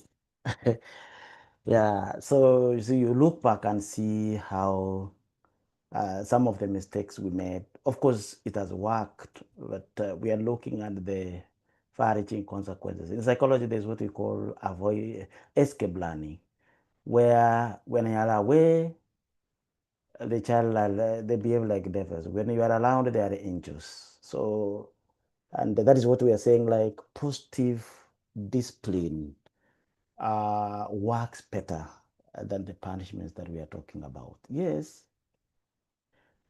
Miriam, I'm talking this with a very heavy heart, because my family, my family of origin, has been a victim of this divided front in terms of parenting. And let me tell you that a divided house breeds the child insecurity. And let me tell you this today, my colleagues, parents, children are very brilliant investigators. If they see a crack between mom and dad, they will really exploit it. It becomes a password. One parent becomes a good cop and the other one becomes a bad cop. Basically, in the commanding stage, the role of the parent is being like a police officer because you are giving rules. And the moment these children we are saying at these, I'm sorry to use that word, brilliant investigators, the moment they realize that divide, they will capitalize on it, and this can create a deep resentment between the spouses and the intense anxiety in the children. If I can give my example, what are we required to do as parents? Never argue, discipline in front of the child. If your spouse steps in and handles a situation in a way you dislike, let them finish. If you realize that it is extreme, there's a best way you can intervene. That let's go and talk about this. For now, let it rest at this level. Especially when you see this a bit harmful, especially the physical one, or the name. So, but the moment you belittle, the moment you castigate your spouse in front of the child, you have created a pattern, a password. Mom is good, dad is bad. And most of the time, because mothers at this age, you spend more time with the child, you are likely to have more friction with the child than the dad, because the dad is away, he comes once. The dad will be their favorite in some homes. Then mom can be their favorite. Another way that we can avoid this is to have a pre-arranged or agreement on core boundaries. Having a meeting without the children and you decide together, what are our rules on eating, petty time, media? What are the exact consistent consequences of deviancy? I can tell you, you can also bring your manager here. I'm so happy the manager had to stay with us for 14 years. She could come and quietly tell us some of the things these children are doing or saying, then we have a leak. We get a password about them. Then we agree and we have a common united front. I remember like when our firstborn daughter was in Form 3, she became a problem in a way. I remember she was in St. Clair Moro. She knew very well, for example, she's not supposed to take things when she has come for half term, but only to find that Lita has gone to school with this chewing gum thing. Then I was told to buy for the whole school. Very embarrassing. Funny things. But let me tell you, of course, when I was given that punishment, some parents, some friends told me, like, isn't Kenya the only school? I remember I went there very early in the morning, but I was attended at 4, and I was supposed to travel to Nairobi. To the point we almost lost our emotional bandwidth, but I was really motivated that we want to use this opportunity to teach my daughter that there are certain things that she needs to obey the school, because I could have decided to take her to another school. But what am I telling her? I remember my daughter was told to write 7 times apology letters. The first one was rejected, the second was rejected up to the 6th. When I asked the sister, please, can you tell me, can you allow me? I look at it, then I advise her, because I did my English, I can assist her. He told me, let Rita own up that she made a mistake. She's not owning up. She's only telling that she will not do it again. Then I told her to do that. Then I remember before reporting to school, we had agreed with the mother, and then I took her through A to Z virtues that she needs to possess. Then we signed it together. And we did it together with the mother. And you can imagine, later after that, she showed her performance from being an average student to a B student. And that is what she got from that school. That is the importance of being united. support each other's authority. Briefly, allow me, I know that time is gone, but I have seen this in my extended family where my mom was pro the sons, my dad was pro the daughters, basically because of their family background. My dad, they didn't have a sister, they only had one. My mom didn't have a brother. So he was looking at us as brothers. And I can tell you, 65 years down the line, because my sister is around 65, that sibling rivalry and resentment has been created. I remember where my sisters, my mother was staying with us, trying to request her to come and assist my wife to take care of my mother. They said, ni nyinyi mlipendwa. That is how far-reaching that divided front. Because my dad was this type, he doesn't have children to be beaten up. And my mom was the harsh one. Look at that. And my sisters, because maybe they could see some favorism that we were getting because mom was coming from a background where he didn't have a brother, he could think, of course, both of us we were being punished, but they would think that my mom gave us than them. And unfortunately, or fortunately, in terms of the civil success, we can say we were slightly better than them. And they are up to this time, a lady aged 65, among the others, she's attributing it to the mother because the mother was a bad cop. Dad was a good cop. Where did it begin? At this stage that we are talking about. Back to you, Miriam. Thank you. Thank you so much, Daktari, for explaining on how it is important for us to be able to have a united front. Yeah, these children can really learn very fast and they know the good one and the bad one. Yeah, so it is necessary to do a united front. Let's go to communication. Sometimes we find it so very difficult to communicate with little children because sometimes you don't even understand what they want and we feel so tired because sometimes they are not, we go through a lot throughout the day. Anisha, tell us what is the best or effective way to empathetically communicate and also listen to our children. And even as Anisha is coming up, we know that we are running out of time, but we'd want to ask you to add us a bit of time, some 20 minutes, so that we can be able to do a wrap up. Over to you, Anisha. Thank you, Miriam. Thank you, Daktari, for such. There's something Daktari has said about connecting before correcting. Now, I know most of us, we speak to children as little miniature adults, right? And they're not. The 2-year-olds already, they've established language, they can hear you. From when they're a couple of months old, they might not articulate. Of course, they will not articulate because they have not gotten the aspect of language. They've not developed in language yet, but they can see your voice, they can see your face, they can read your tone, and they can understand you've done something. Even when they can't speak, you can tell them, bring me that, and they can bring it. So they do understand. So 2-year-old language is not very, it's different from ours because when we as adults, when you give instructions to do something, we understand it because, again, remember what we talked about, the brain development, the upstairs to from downstairs to upstairs brain. So they're part of logical reasoning, the language.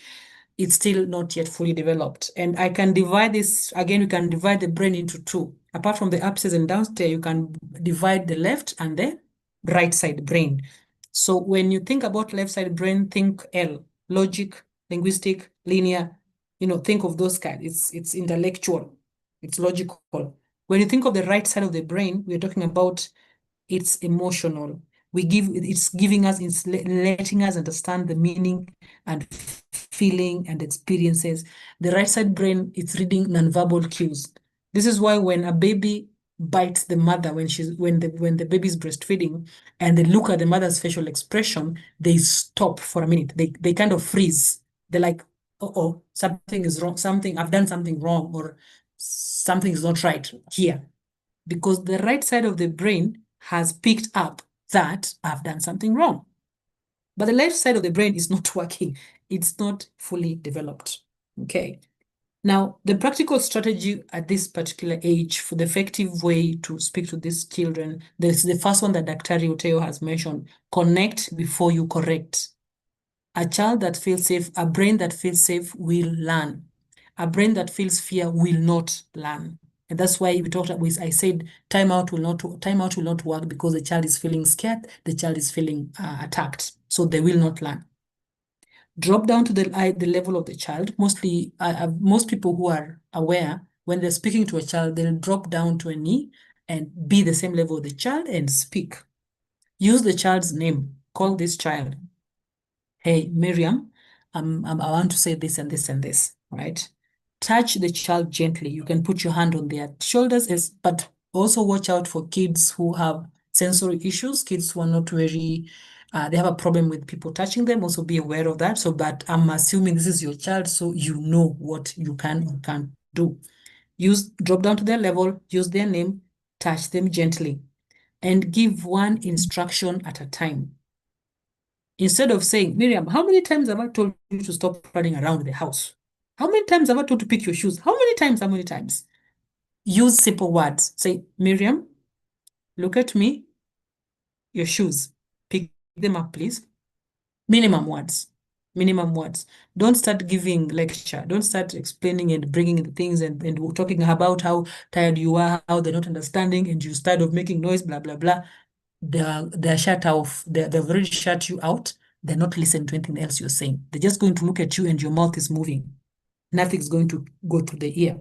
All right. And the brain science tells us that if a child is stressed, they lose access to the higher thinking, just as I've explained. So imagine it's trying to explain over and over again what the child needs to do. All right. So fewer words, they can process better. Another powerful tool is emotion coaching. And this one, again, to the fathers in the house, I want to challenge you in this. I know you guys, most of you have been taught that you're not supposed to talk about your emotions. You can't access your emotions. Boys don't cry, blah, blah, blah. Your child would not learn how to deal with emotions if you yourself, you don't know how to deal with the emotion. Of course, I'm not saying that you start crying in front of your child, but try and mention the emotion that the child is feeling. If you can't show it to them, then you tell them, Miriam, you seem to be angry, you seem to be frustrated, you seem to be, so that they have a word for that. And that is what we call name it to tame it. According to a book called The Whole Brain Child by Dr. Dan Siegel, he talks about naming it to tame it. All right. So I'm going to name this feeling so that I'm able to control. The child is aware that, okay, so whenever I want to throw things on the floor, it means I'm frustrated. Okay, so frustration is a feeling. Then what do I do with it? Mom is going to help me do it. I've named it and I've tamed it. Right? That is emotional coaching. Let them know. So instead of saying, I said, stop crying. Try, you seem angry. You seem disappointed. That felt unfair, because now you're giving this child the vocabulary to learn how to express their emotions through words instead of through actions. So next time when they are frustrated, tell you, Mommy, I feel frustrated. And then talk to them about it. Why are you feeling frustrated? What has made you frustrated? Okay. And if they cannot speak back, but they can show it to you through their behavior, tell them, you look frustrated. It must be really horrible to feel like that. Right. The second thing you're going to do is, again, you're going to communicate. You're going to engage and you won't enrage when a child has done something wrong. You're communicating, you're being empathetic. All right. Empathy is being able to stand so close to somebody that you can feel this person's heartbeat. You're going to walk in this child's shoe. You're going to understand that this child's brain has not fully developed. They cannot see from where I'm standing, what I mean. They can't fully understand. They can't fully comprehend, but I'm going to explain to them. So instead of me getting overly worked up, that's why in the beginning, I talked about regulation. You as a parent must show it by being regulated yourself. All right? And as you're going to engage, you don't encourage, you're going to understand which part of the brain am I dealing with. Am I dealing with the primitive brain, or I'm dealing with the part of the brain that does the logical part of it? All right. Am I on the upstairs brain or the downstairs brain? Which brain of the child are you dealing with? So if it is the emotional brain, it's not going to work. All right. And the other thing you're going to do is you're going to use the remote of the mind. Let the child pretend she has a remote to rewind or stop or replay their memories or whatever it is that had happened. Tell them, okay, we're going to rewind. What happened? Tell me, how did that? What was going on? Especially if you're not around, let them rewind. Let them tell you the story and be curious. Listen. Listen, there's part that I work, the DDP part that I do, it talks about a strategy called PACE, that is playfulness, acceptance, empathy, and curiosity. So the playful part, of course, most of you are aware about it, and you're going to accept the child's feelings, not the actions. All right, I accept that you're feeling like this, but I will not accept bad behaviors. I will not accept throwing toys on the floor. I will accept what you're feeling: frustrated, angry, you're feeling like you've been left out. I will accept all those, but I will not accept your behavior. All right, you're going to be curious to a point of asking what might be going on for the child. What is underneath that feeling? Because I always believe that behind every behavior lies an emotion, and beneath that emotion or feeling, there is a need. And this child's need must be met before you can actually deal with the behavior. Look at the behavior as just a big iceberg, and you're just seeing the tip of it. That is the behavior you're seeing, the tip of the iceberg. But underneath, there are so many things. There is emotions, there's feelings, and there is a need. You meet the child's need, you do away with the behavior. So the child's need must be met. So be intentional, be aware. Look at what is the child saying through this behavior. All right. And yes, I think that's all I wanted to share about the communication. So communicate to a child, just say it, use simple words, be empathic, and I guess try and put yourself in the child's shoe, and that would really help. Thank you, Miriam. Thank you so much, Anisha. In the field of communication, we are still working on it. But Dr. Oteyo, if we do not command properly, how would this child turn out as an adult? Tell us something with regards to adult-child dilemma and developmental fixations. Dr. Thank you so much, Miriam. I shared with you, and the tobacco is here. I used to have long nails, and when in 2023 I joined the project that was involving children, 3 years old, and I was confronted about my nails. I was able to carry them because and it made me really to expound myself, especially on the issues of dealing with the children and going down when we are talking to the children, because we are doing or making psychological assessments, and sometimes a child of 3 years old could completely refuse, and there were these tests that they were to do something, then we check on their ability, like WIPSI and that stuff. So I was listening to Anisha and getting it out so well. I remember, Miriam, the very first time we organized for this seminar, before we pushed it again. You remember we were supposed to do it together in an afternoon with one of the guests. In fact, among the things that I got from the Adventist men wall is, please, can you share with the family ministry to tell us about how are we going to deal with these other children who have decided to get stuck in their home? They are not moving. They have jobs. They don't want to settle down. I hear the parents of other children who are in the house.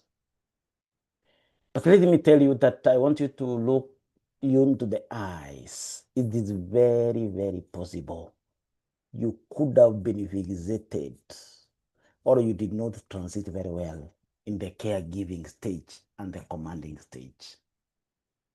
Allow me to take you through this, especially remember the caregiving stage is the nurturing stage where the daughter, the baby, is assisted to feed.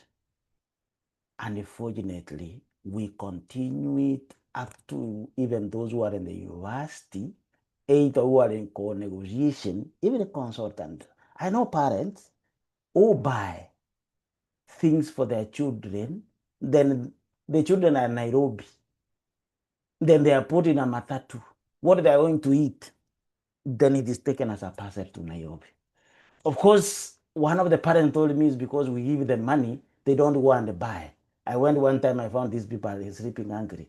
It is their life. Parents, how I wish we cut that umbilical cord.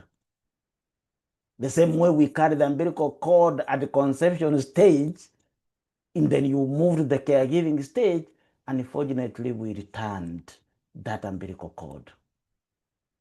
And when we expect, and I'm not opposing my colleague, there's one of our colleagues who usually say that chase them away. Chasing away is not a solution. I listened to one of the other day that she was talking about that you are an adult child sleeping comfortably and you are not worried. But I asked myself, the parent could be the cause. You are the one who continued over nurturing this child, and the child got stuck there. The child didn't learn self-efficacy and depending on themselves. The same way to the commanding stage. Remember, in the commanding stage, we are giving consistently the rules and the boundaries. If we get trapped there in the rigid authoritarian commanding mindset, even when a child has become a teenager and an adult, the relationship is likely to be combative. The child will stay stuck there through passive aggressive rebellion. They live under your roof, they take your resources, but they break the rules. As a delayed way of fighting the rigid control, they fell when they were young. So, there's no way you can command at the age of 3, such that the same way you want to command those who are 23. But the solution is this: how can we change? What is this can we do? My good parents, reflect and look. See, if by any chance you got visited in the caregiving stage, stop the enabling behavior. Stop the enabling behavior. Cut the logical umbilical cord. Stop doing their laundry, cooking their separate meals, cleaning their rooms, paying their bills. Never.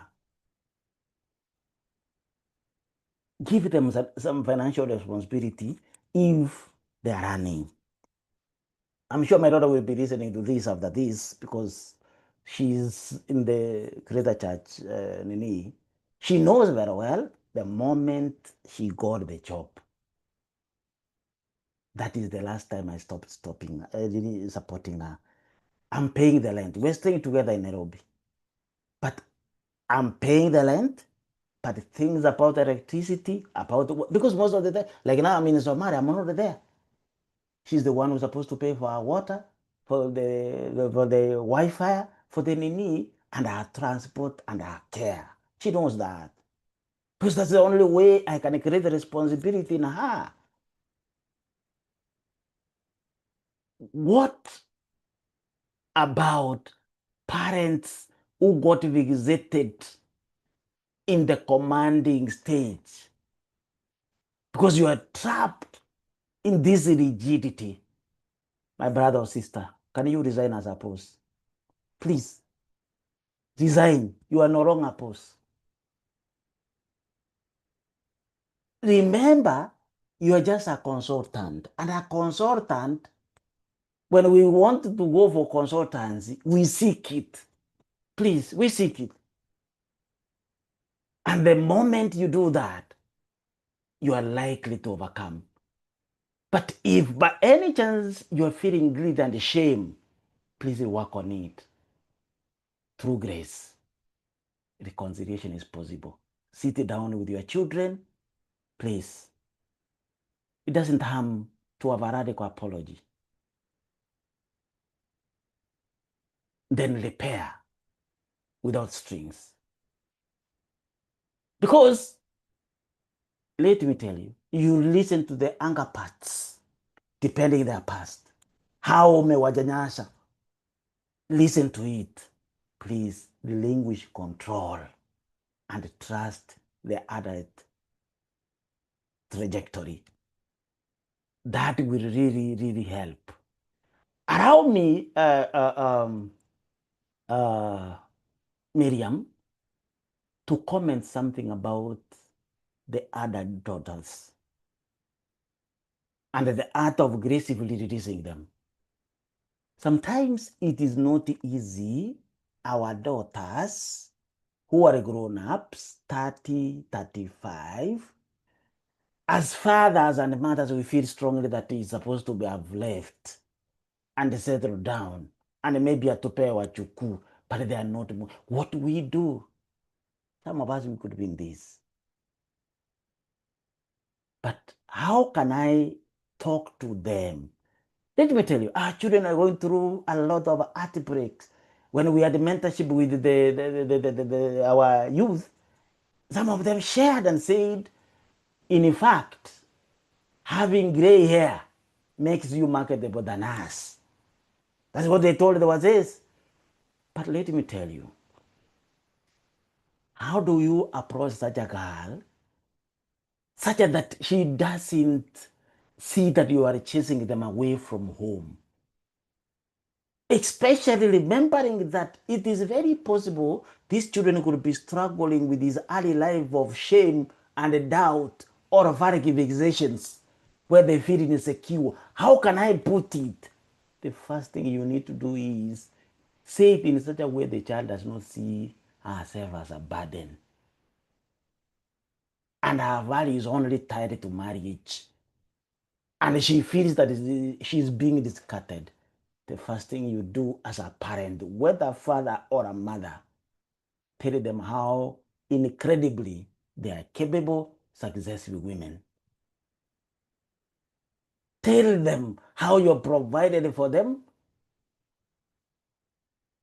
Then you can tell them if they wish, and it is also good for them, they can settle without necessarily getting married.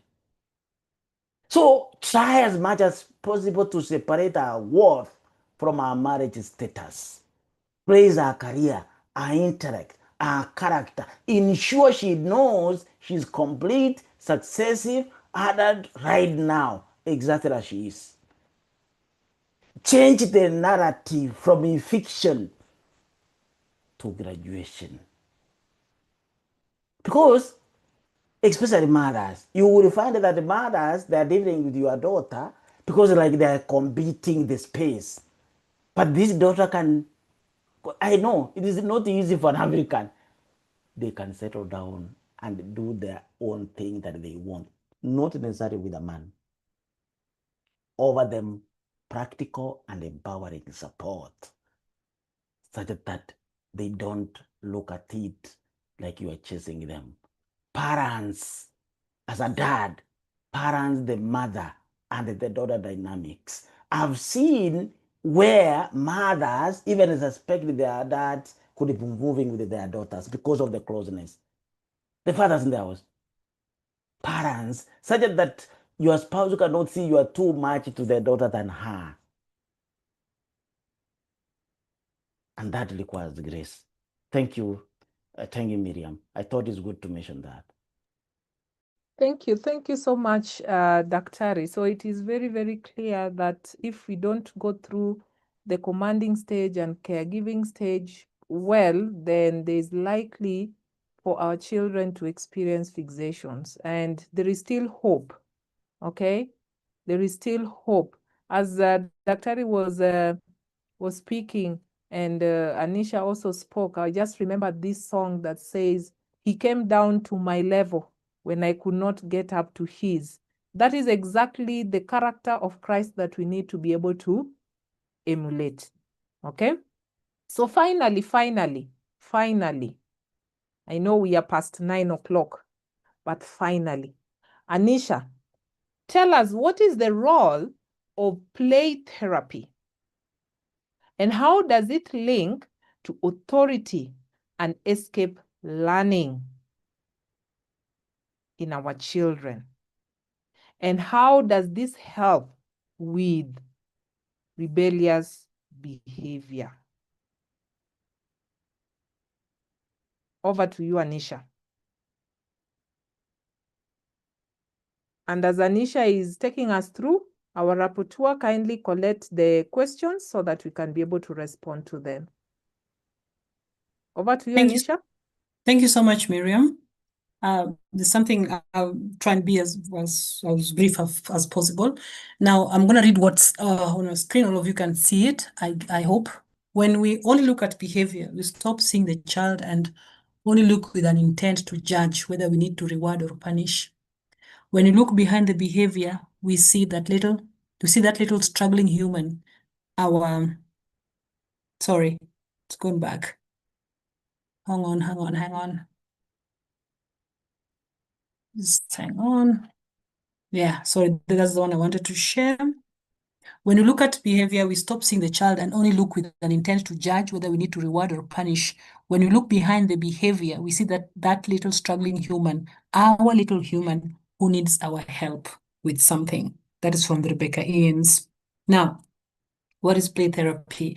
This is one of my language. It's one of my passion that I have that helps children. And beginning, I hope you guys remember that we said that play is just not about toys. It's essential. It's something that kids do. They must do it. They don't have a choice. They must do it. Now, when you look at behaviors, why there's kids are rebellious. I want you to picture yourself. You've been told that you've done something wrong, especially in front of other people. You're feeling ashamed. Now, whenever everyone is, let me use the word attacked, or someone is confronted. Confrontation is the best word. When someone is confronted, all human beings, we put on this shield of shame. You as an adult, you as a parent, your children, everyone puts on a shield of shame at some point. And this is where, when you put on the shield of shame, your rage comes in, and children are going to lie, including adults. They're going to blame, they're going to minimize, and they're going to always become the victim. I'll give an example. Sorry, Miriam, I'm going to use your name a lot. So Miriam has kicked the dog. She's 6, 7, below 7 years, below 5 years we're talking about. She's kicked the dog. And I've seen her kick the dog. And I say, Miriam, why did you kick the dog? And Miriam said, I didn't do it, Mom. I didn't kick the dog. But Miriam, I saw you kick the dog. But Mom, the dog came on my feet. So she is going to lie and she's going to minimize it. But the dog is not even that hard. All right. But why was the dog coming where I was? All right. And they're going to blame the fault. Most of our kids do this whenever they're caught doing something wrong, whenever we need to punish them. All right. Whenever we need to discipline them because of a misbehavior, they're going to put on the shield of shame because they are feeling ashamed of their own whatever action that they have taken. All of us, we do feel ashamed. And it's about you as a parent moving a child from feeling shame to feeling guilt. Guilt is better because guilt says, I have done something wrong. Shame says, I am wrong. I am a mistake.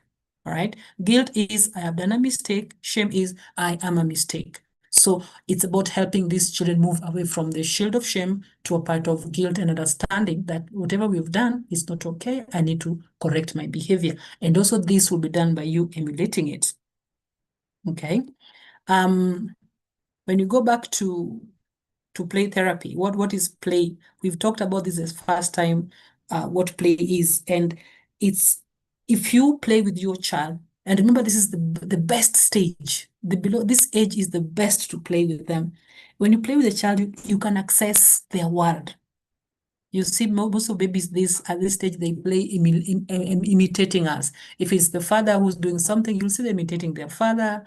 I saw this young boy they were playing role play. We call them chamama, and he'll just come in and take the remote and put his legs on the table and flip on channels and fold his sleeves. I hope our daddies here don't do that. I hope so. But anyway, kids emulate us and they play. When you play, you access their world. They learn when they're playing, they learn how to solve problems. They also learn emotional regulation. They learn social skill here during play. they learn creativity and resilience. And imagine you as a parent, you can be part of that world that a child is opening to you through play. You learn what the world is all about. You learn their struggles. And when you're watching children play, you can actually tell this child is a leader, this one is a follower, this one is a problem solver, this one like takes authority, this one is assertive, this one is shy, timid. You can see how through the play. So kids don't pretend. For us adults, when we play, we are so much interested in the final product. Recently we had I don't know, is the World Cup still going on? I'm not so sure. We are so much interested in the final product. But when children are playing, they are so much interested in the process. So when you come as a parent and you find time to play with your child, even if it's only 5 minutes a day, a week, wherever, but it is consistent, the child feels the presence, your presence, and it is the process of playing that leaves the blueprint of secure attachment in their mind that, you know what, at one point, daddy loved me, daddy, when they're going to remember the moments, they're not going to remember where you took them, the presents, the expensive things you bought for them, the gadgets. They're going to remember the process they used. They took your time with them. And sometimes what appears as rebellion is actually a child trying to gain control in a world where they feel powerless. Remember, we control everything these kids do. At this age, whatever they wear, the colors, especially the colors. I remember when I was young, I was forced to wear a matching cloth with my sister. I wasn't happy. I am 6 years older than her. I wasn't really impressed, but I had to because my mom said so. And sometimes the behavior here is just a child trying to gain control because they feel helpless. We control so much, all right? And when adults become overly controlling, the children are going to often seek control somewhere else. And that is why when you look at all the bullies in school, for those ones who are teachers, you'll realize that these bullies in school have a bigger bully and probably is always at home. Probably something is happening at home and this child cannot comprehend that and they cannot contain those emotions. So they go and start bullying other children. All right. And this other controlling behavior is refusing to listen to instruction. They're lying. Like I've said about the shield of shame, you minimize, you lie. They're going to lie. They're going to hide things. They're going to argue a lot. And these kids become oppositional. Right. And one evidence-based intervention I teach parents is playtime. Just 15 minutes. And this is what I was talking about in a nutshell as I wind up. It's space. Be playful, be acceptance, be curious, and be empathic. Empathy is unconditional positive regard. I understand. I might not understand fully what you're going through, but I see it. I get it. Curiosity is, let's figure it out together. What happened? How can I help? All right. Acceptance. I accept your feelings are okay. I'm going to stay with this because they're uncomfortable, but I will not accept your behavior. I'm going to correct you I'm going to connect with you before I correct. I'm going to involve your upstairs, your downstairs brain. I'm going to connect. I'm going to feel your emotions. And for only 10 minutes or 5 minutes, parents, you can put away your phone. Just 5 minutes, put it on flight mode. 5 minutes, put it away from you. Sit down on the carpet with your child. Take off your shoes, just sit down. 5 minutes or 10 minutes, put that phone away. Let the child, let them bring their toys or sit where they are and just be curious. Look at what are they doing and follow the lead. And when you're playing with a child, this is not the time to teach. Parents and teachers, this is not the time to teach your child that, oh, this is color green, this is color purple. No, this is time for connection. Let the child bring any imagination they have, talk about what they want. Let the child lead the play. Avoid teaching, avoid correcting, avoid directing. This is their time. But now you are coming in as a playmate who follows the leader. So the child is the driver. You are going to be there, a passenger, and you're going to just keep them company and be interested in what they're doing. Ask them to lead you. Okay? And this, when you do this, when you play with the child, you're telling the child, I see you. I enjoy being with you. You matter. And parents, when children feel emotionally full, many behavior battles will reduce dramatically. I repeat that. If your child feels emotionally full, like you have filled that hunger of connecting with you or staying with you. However little it is, again, it's not about the quantity of time. It's not about spending 2 hours with them. No, it's about the little time you have, but in a consistent manner. Children, the behavior that you have, that you're battling with, are going to reduce dramatically because connection often succeed where control fails. Thank you, Miriam. Thank you so much, Anisha. Thank you for bringing that out. Pace, being playful, being acceptance, curiosity, and empathy. That's a new take home for me. Because sometimes when these children ask us to come, mommy, come and play with me, we tell them, so you go and play with your brother, or you go and take that toy, or you go there and you are just quiet. You don't even play. But it is important. Thank you so much, Anisha, for taking us through that. Now, members, I know we've taken a lot of time, but you can agree with me that these concepts are very, very critical and they're very, very informative.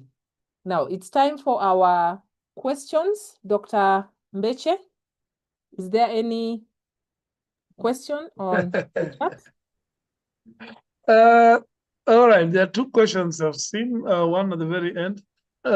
Does play apply for all age groups or only the 2 to 5 years? Okay, and the other one?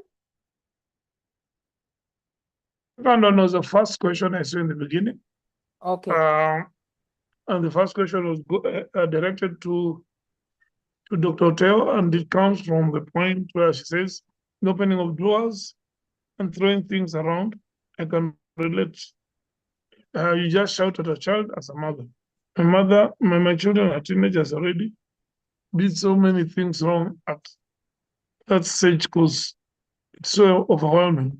Question to Oteyo, Dr. Oteyo, can some of the developed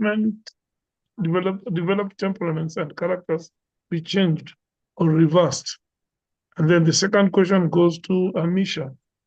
Most parents start parenting without this knowledge. You find, it's not a question, in general, it's a comment. You find as a parent, you're not even able to regulate yourself. So I think those are the only questions I can see. The rest is conversation between parties. Okay, thank you so much. Probably we can take a few minutes, Daktari. You can be able to answer the aspect of whether we are redeemable for those who have already passed the stage and we are already seeing fixation or we are already seeing some character. How can we be able to change that? And Anisha, play, does it only belong to the children between 2 to 5, or we can even play when children are teenagers or even when they're adults? Tell us more. So we'll have those two questions and then we will have the final comment. So probably you can address the question and then give your final remarks so that we save on time. Over to you. You can start with the Okay, thank you so much, Miriam, for this opportunity. Yeah, there's that question that I was asking about, are we redeemable? Of course, the answer is yes. Of course, yes, no, but the no is there's that innate blueprint of our temperaments. We may not change much about it, but we can change its manifestations.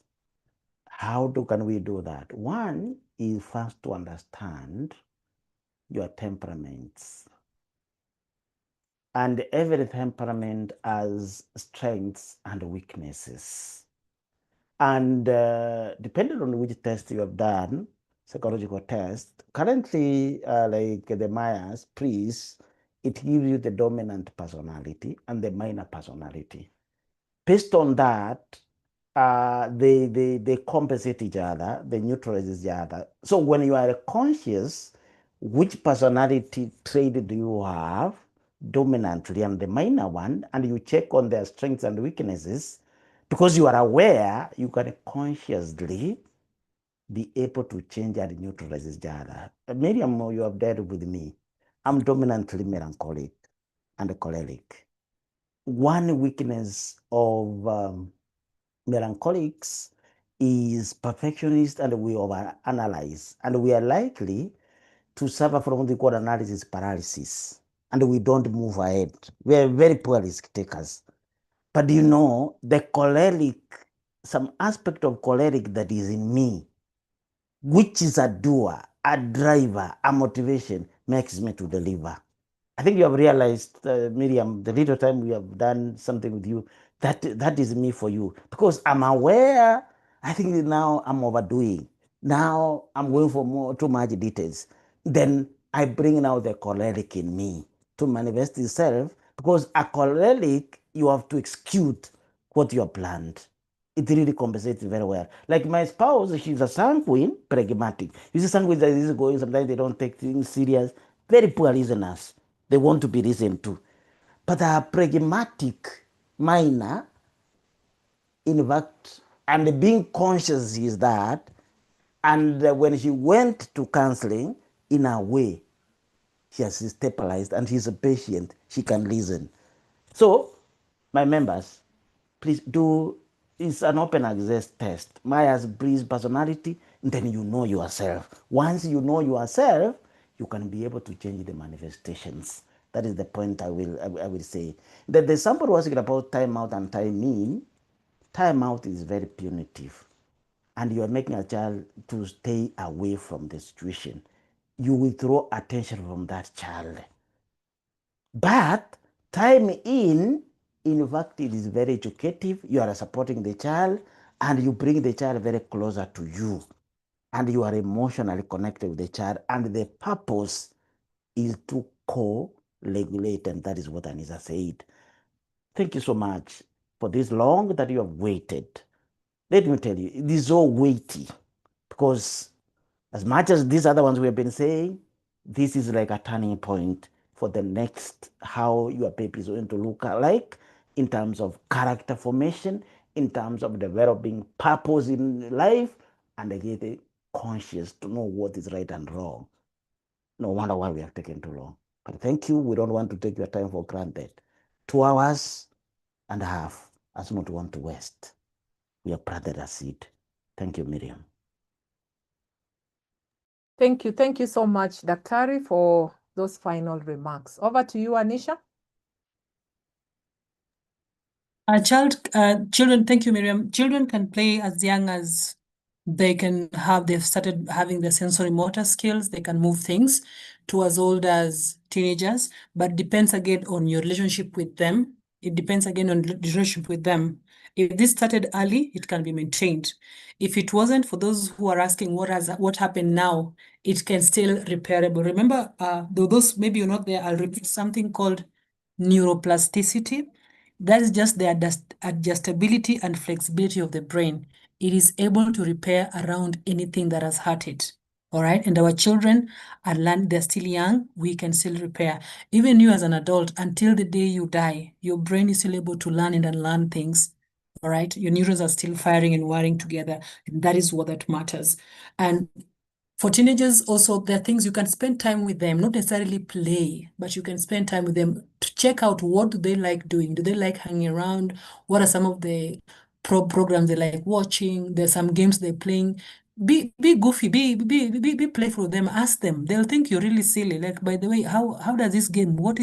How do you play this kind of game? What is X? What do you do with here? Show me. Be interested. Be curious with this age, with this stage. Be curious, but don't be usiku unatafuta kesi like something to attack them with. No, but be curious, like you want to show interest in what they're doing. Spend time with them, play cards with them. We have a lot of indoor games that you can play with them. Check out what they like doing. Play soccer around. Let them tag along. Even washing the car with them. It's also a part of attachment. You don't have to do something very serious with these ones, all right? I hope that I've answered that. Now my closing shot is this, yeah.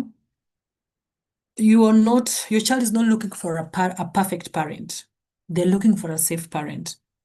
And if you as a parent, you can be firm without being frightening, then you're already doing the best. You're already doing wonderful, right? If you can set boundaries without withdrawing love, and that is why I am against timeouts. Just set your boundaries without withdrawing that love, all right?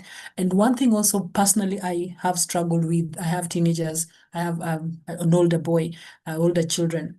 The one thing I've struggled with is when I have done a mistake is the part of saying sorry. And I know Africans, we are really, as parents, we really mess up at that. And someone said it's even worse for kissy men. They don't say sorry. Oh, no, actually, Daktari, I think it's you who said that. Being able to repair after mistake and actually looking down and being honest with your child that, you know what, I think mommy shouted at you, but it wasn't your fault, or mommy did a mistake there, and actually apologizing to the child. That is repairing. That is where the neuroplasticity is going to help us, all right? And between this age 2 and 5, they are building the foundation of how they will see themselves, others, and how others will see them, and even they believe in God. So if they believe that people are bad, they're going to believe God is bad because it's God who created people, right? And every time we as parents, we respond with patience instead of panic. Every time we respond with curiosity, as I've told you, instead of criticism, and you connect before you correct, instead of having control, we are shaping a very healthy brain and a secure heart. The goal here of parents is not raising a child who fear us. The goal here is raising a child who trusts us enough to learn from us. And that is grace-based parenting. Thank you, Miriam. Thank you. Thank you so much, Anisha, and thank you so much, Dr. Oteyo, for taking us through grace-based parenting in the commanding stage. I think, yeah, I'll just say what the other members have said. Some of us have done wrong. Mimi nimekubali makosa yangu ya timeout. But we still have hope. We can begin practicing time in going forward. So thank you so much. Thank you, members, for attending, and may God continue to bless you. So I'll just give this opportunity to Hulda. Maybe you can be able to close for us with a word of prayer.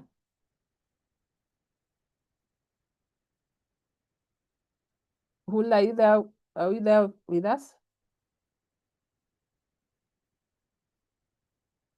Okay, if she's not there, we'll ask Sam Martin, close for us with a prayer.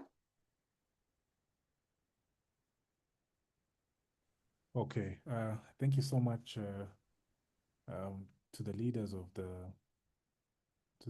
session. We are grateful for the session. Allow me to invite us to pray. I hope I'm audible enough. Yes, we can hear you. Okay, let us pray. Our kind and loving Father in heaven, thank you once more for assembling us before your feet so that we can learn from you. Thank you even for the inspiration from Daktari and also from Anisha. We continually ask that may you continue to inspire us so that we can be able to guide our children in the way that is best for them. Thank you even for the leadership in Creta and for this session. I pray that you may continue to impart in them wisdom so that we can be able to learn as a family. Even as we continue to go into bed and to rest, may you rejuvenate our strength for tomorrow and for the week ahead. This is our humble prayer in Jesus' name. Amen. Amen. Thank you so much. We'll meet again next Sunday. May God bless you. Bye-bye. Bye-bye.